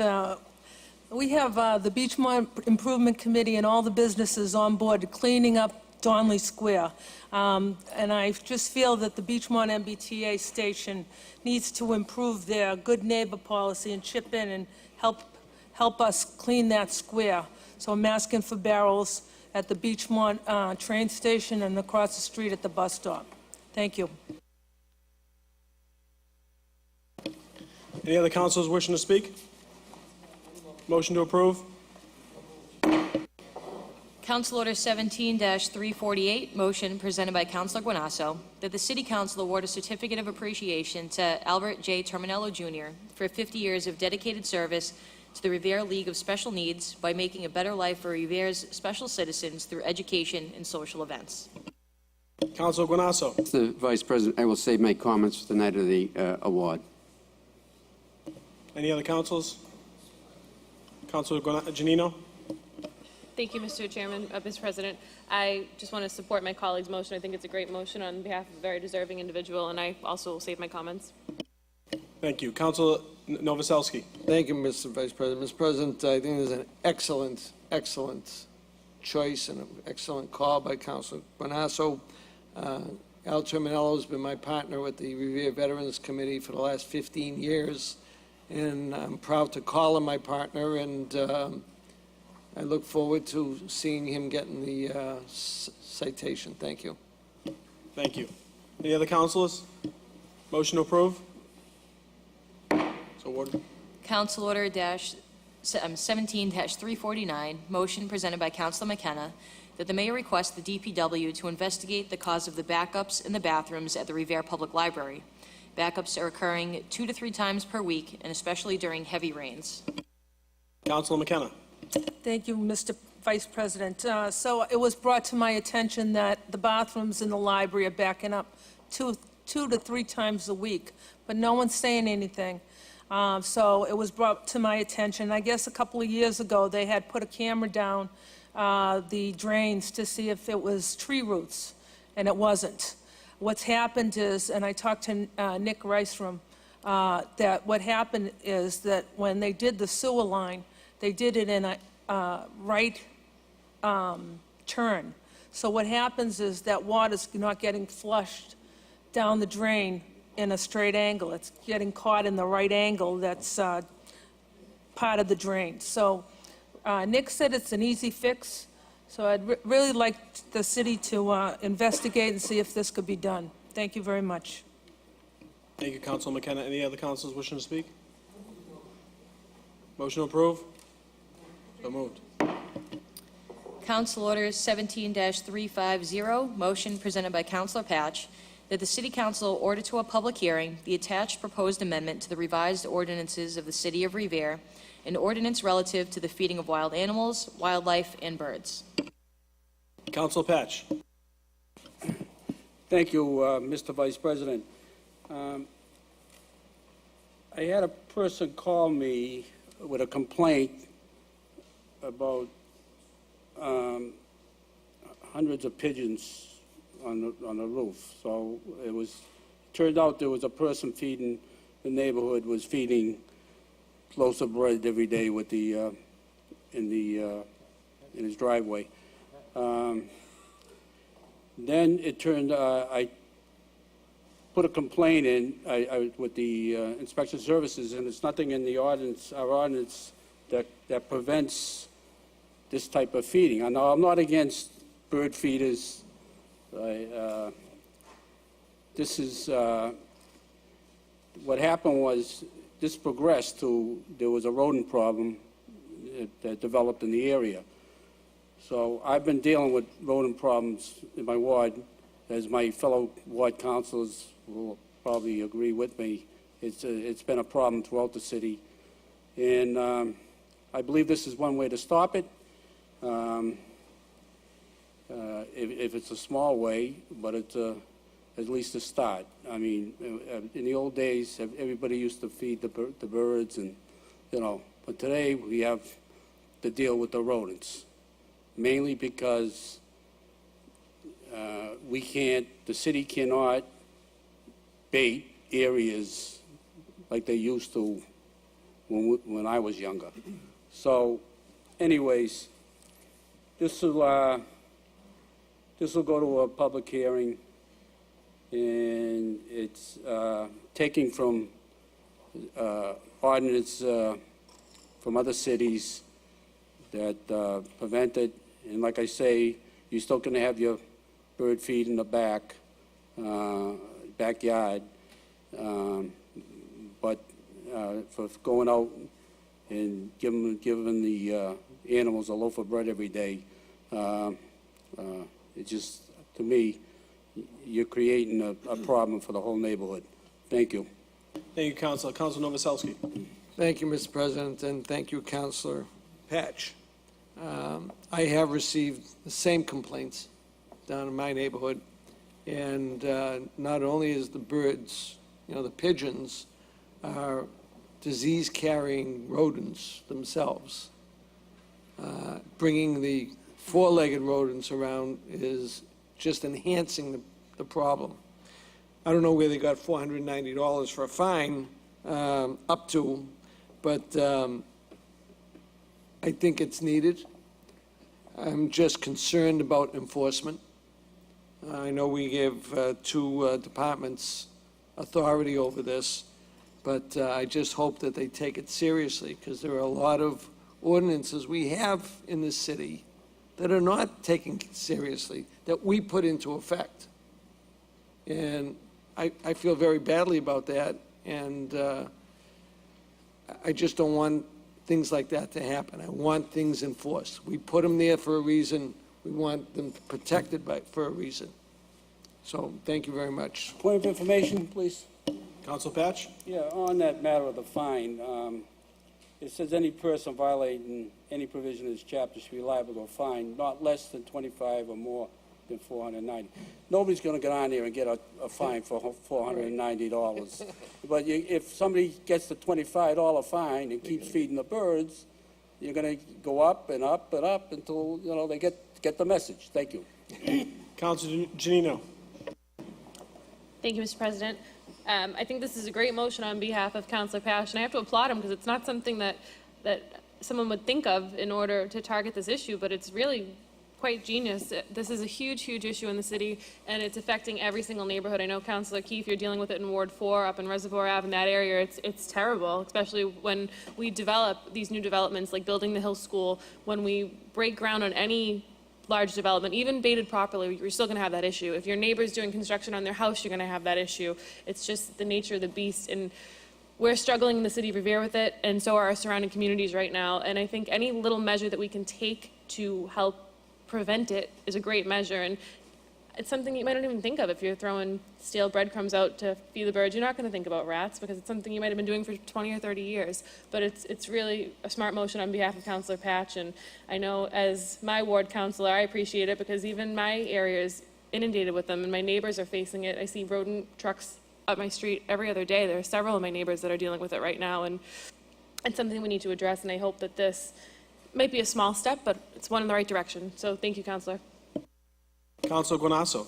Thank you, Mr. Vice President. Several years back, I had a neighbor who was feeding these stray cats, and what she would do is she would put the bread out and the food out, and what would happen is I live near the marsh, and there'd be a parade. The skunks would come, the rodents would come. It would be like a parade coming up to get their feeding, and I'm saying, lo and behold, this poor lady's trying to do the right thing, feed these stray cats, but she's creating havoc within our area because everyone's complaining. You see the skunk, you see the coyote. I said, I know, I'm going to talk to her. But so leaving food out is not a good thing. And birds are so wild, and wild animals are supposed to learn how to hunt. They have the same thing down Revere Beach. I have a friend that had a similar situation where a man would go out and feed the birds, and there'd be tons of seagulls, there'd be tons of pigeons flying all about, dropping their droppings, and very, very unhealthy for the whole neighborhood. But I understand that they went to Rosalie, State Representative Rosalie Vincent, and she came up with the state law for some reason, and they placed a sign right on Revere Beach, no feeding the birds, because their natural quality is to hunt their food. And so we're doing a disservice to these animals by feeding them. So I think it's every right in the world that we put a stop to this, because there's nothing more unhealthy than bird droppings. And so I think it's a good motion, and I look forward to its passage. Thank you, Counselor. Any other councilors wishing to speak? This is going to be ordered to a public hearing. All in favor? So moved. Council Order 17-351, late motion presented by Councilor Keefe, that the mayor requests the city's state delegation to approve special legislation allowing the installation of a plaque at the DCR Cronin Rink in honor of Roger Naples for his years of dedicated service to Revere Youth Sports. Council Novoselsky. Thank you, Mr. Vice President. Mr. Vice President, this is a great motion. I know Roger very well, and I actually worked with him at the stadium when he was announcing the high school football games. And I've been there since 1963. So I've been around, I've seen a few people go through there. And I think Roger is a very capable person. He's a very nice guy, cares about the sports like your motion said. But I personally think that the location should be at the stadium in the press box, that we put a plate for him. And, the DCR rink is good, but we have to go through legislation, and there's right now they'll, I don't know if they're in session now, but that may not happen until next year. And I think we can get the plate and the plaque done a lot faster through the city. So I would like to substitute that motion with the Harry Delarusso Stadium press box.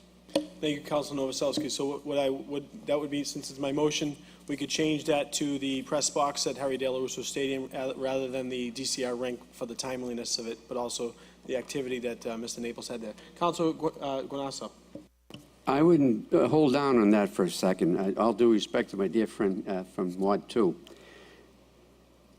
Roger Naples was one of the founders of Gallery Gods at the Bruins, Boston Bruins, and he was one of the founders. Well, that whole section up there in the heavens was the Gallery Gods, and so nothing's more appropriate to place his name also in conjunction to maybe Delarusso Stadium, the Cronin Rink, because he was a Bruin nut. He really loves the Bruins, and that was his really livelihood, and he had his own gallery up there.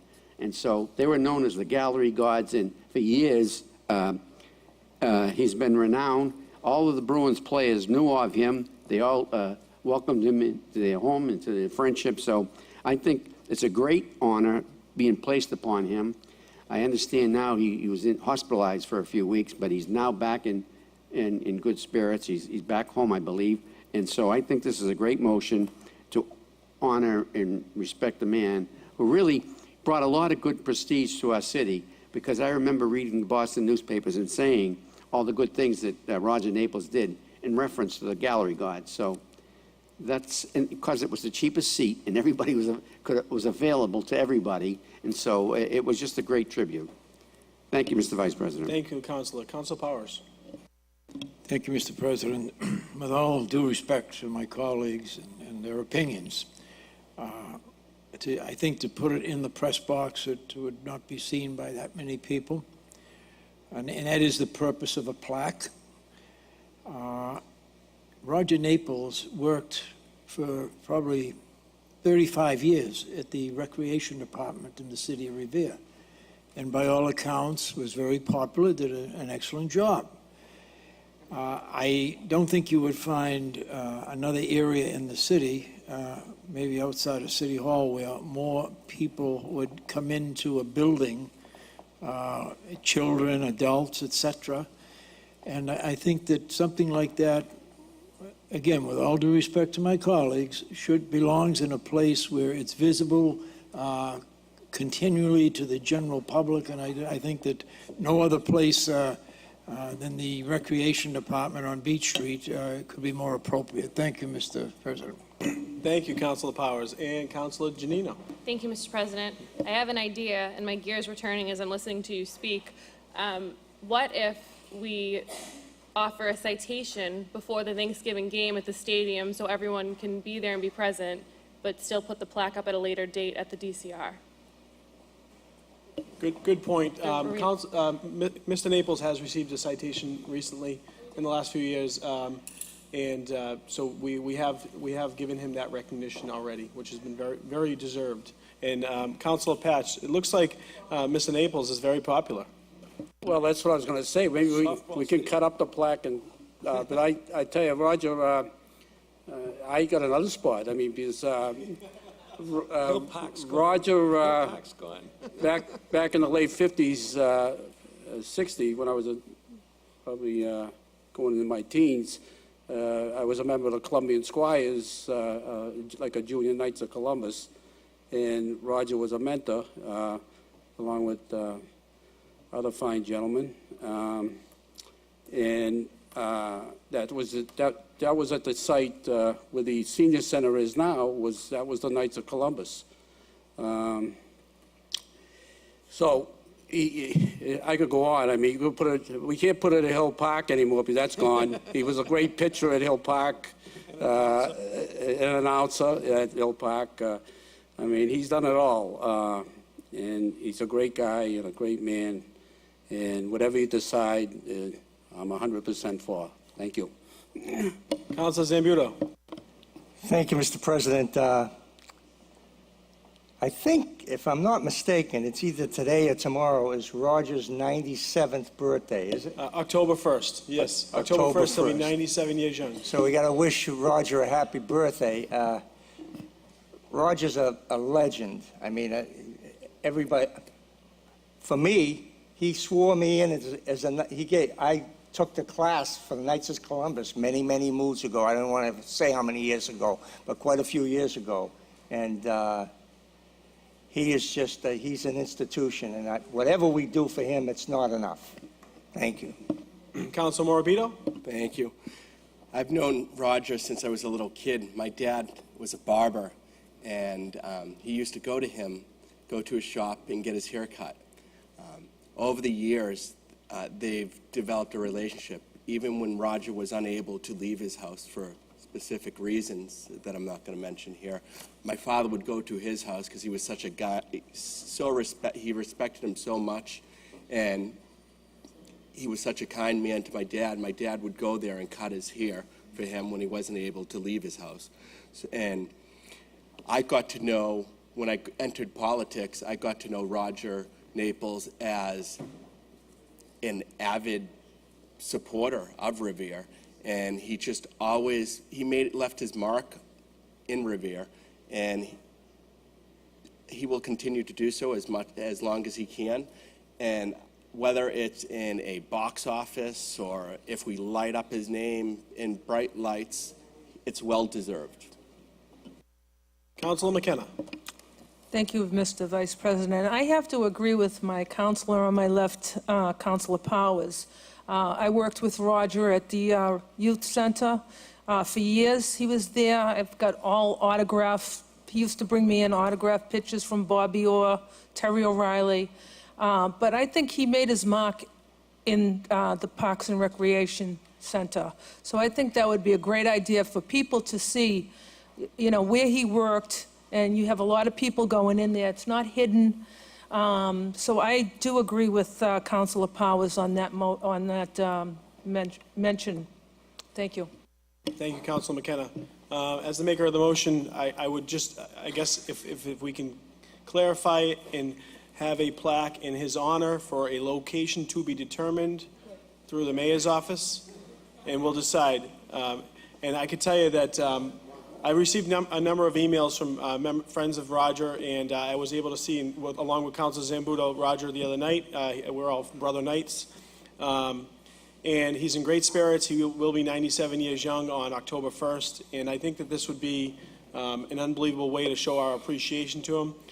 Just by the show of the council, and we're thinking of 20 different locations to honor him, just shows how much of an impact he had in the city of Revere in his 97 years. So God bless Roger, and we will hopefully decide a location to be determined. So all in favor? So moved. Council Order 17-352, late motion presented by Councilor Powers, that the mayor requests the Traffic Commission to investigate the feasibility of making streets off of North Shore Road on Riverside one-way between the hours of 7 a.m. and 9 a.m. Currently, vehicles traveling from the North Shore are using Mills Ave as a cut-through to avoid the Mills Ave traffic signal. This is creating a dangerous situation for children waiting for school buses on Mills Ave. Councilor Powers. Thank you, Mr. President. When we've had a problem down there the past year or so, and basically what's happening is motorists are going down John Avenue, which heads west off of North Shore Road to beat the traffic light and save 5 minutes down on Mills Avenue.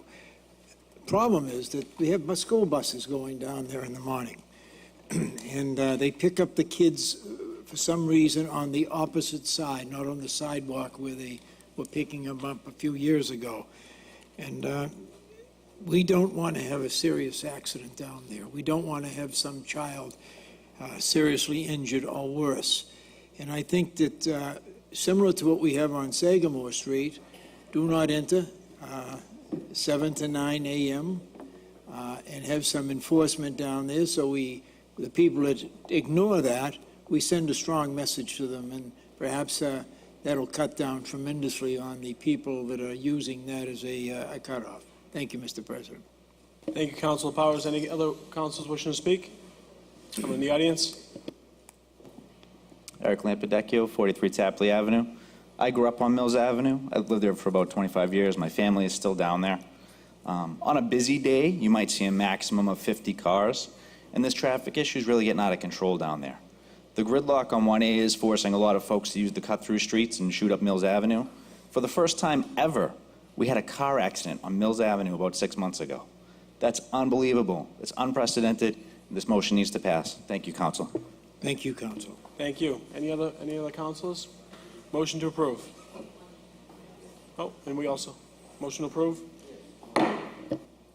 We have one late motion by Councilor Powers that the City Council revoke the special permit that is perceived by CBW Lending LLC of New York to be valid. It is the contention of the City of Revere that they did, in fact, violate conditions of the original permit by the continued parking of vehicles, and further, that the original permit was for 800 vehicles, and at times they have exceeded that number by parking 1,500 vehicles. Councilor Powers. Thank you, Mr. President. First of all, it is my contention, and I'm certain the contention of the City of Revere, that if you read paragraph 7 of the special permit, it clearly states that in 2015, July 1, that permit is not valid anymore. As required by ordinance, the permit is issued for a commercial parking, which would be similar to a parking lot similar to a commercial garage. Now, I understand that the building inspector sent a letter to the LLC Lending in New York, AKA Wonderland, to cease and desist. The attorney representing them sent a letter to the city, which I don't have the copy of the letter with me, but I do have it at home, indicating that the city did not have the right to avoid a special permit, okay? It is the contention of the city and myself that we do have that right. It was for a specific time. And the second violation is the permit was issued for 800 vehicles when it was issued several years ago. They have exceeded that. They have violated the conditions of the special permit on not one but two occasions. And I'm going to ask that this is going to, they've appealed it to the Zoning Board of Appeals. I will be at the Zoning Board of Appeals meeting. I want those cars out of there. The residents of Ward 5 in that area want them out of there, and nothing less than that should happen. Thank you, Mr. President. Thank you, Councilor Powers. Any other councilors wishing to speak? So this will be a request sent to the mayor's office to have the building inspector follow up on this, correct? Yeah, we will follow up on it, and also the ZBA should deny them. And I know they'll probably appeal it to Superior Court.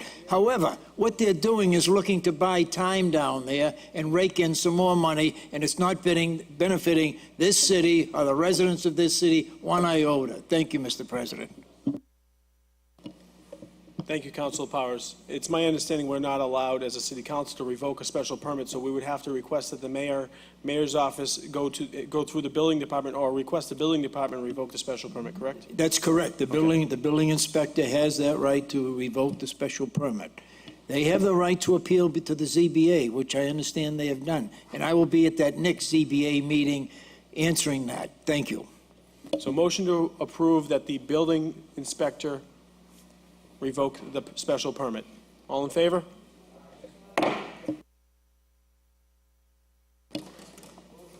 And that is a recap or finalization of our meeting. The next scheduled meeting will be on October 2nd.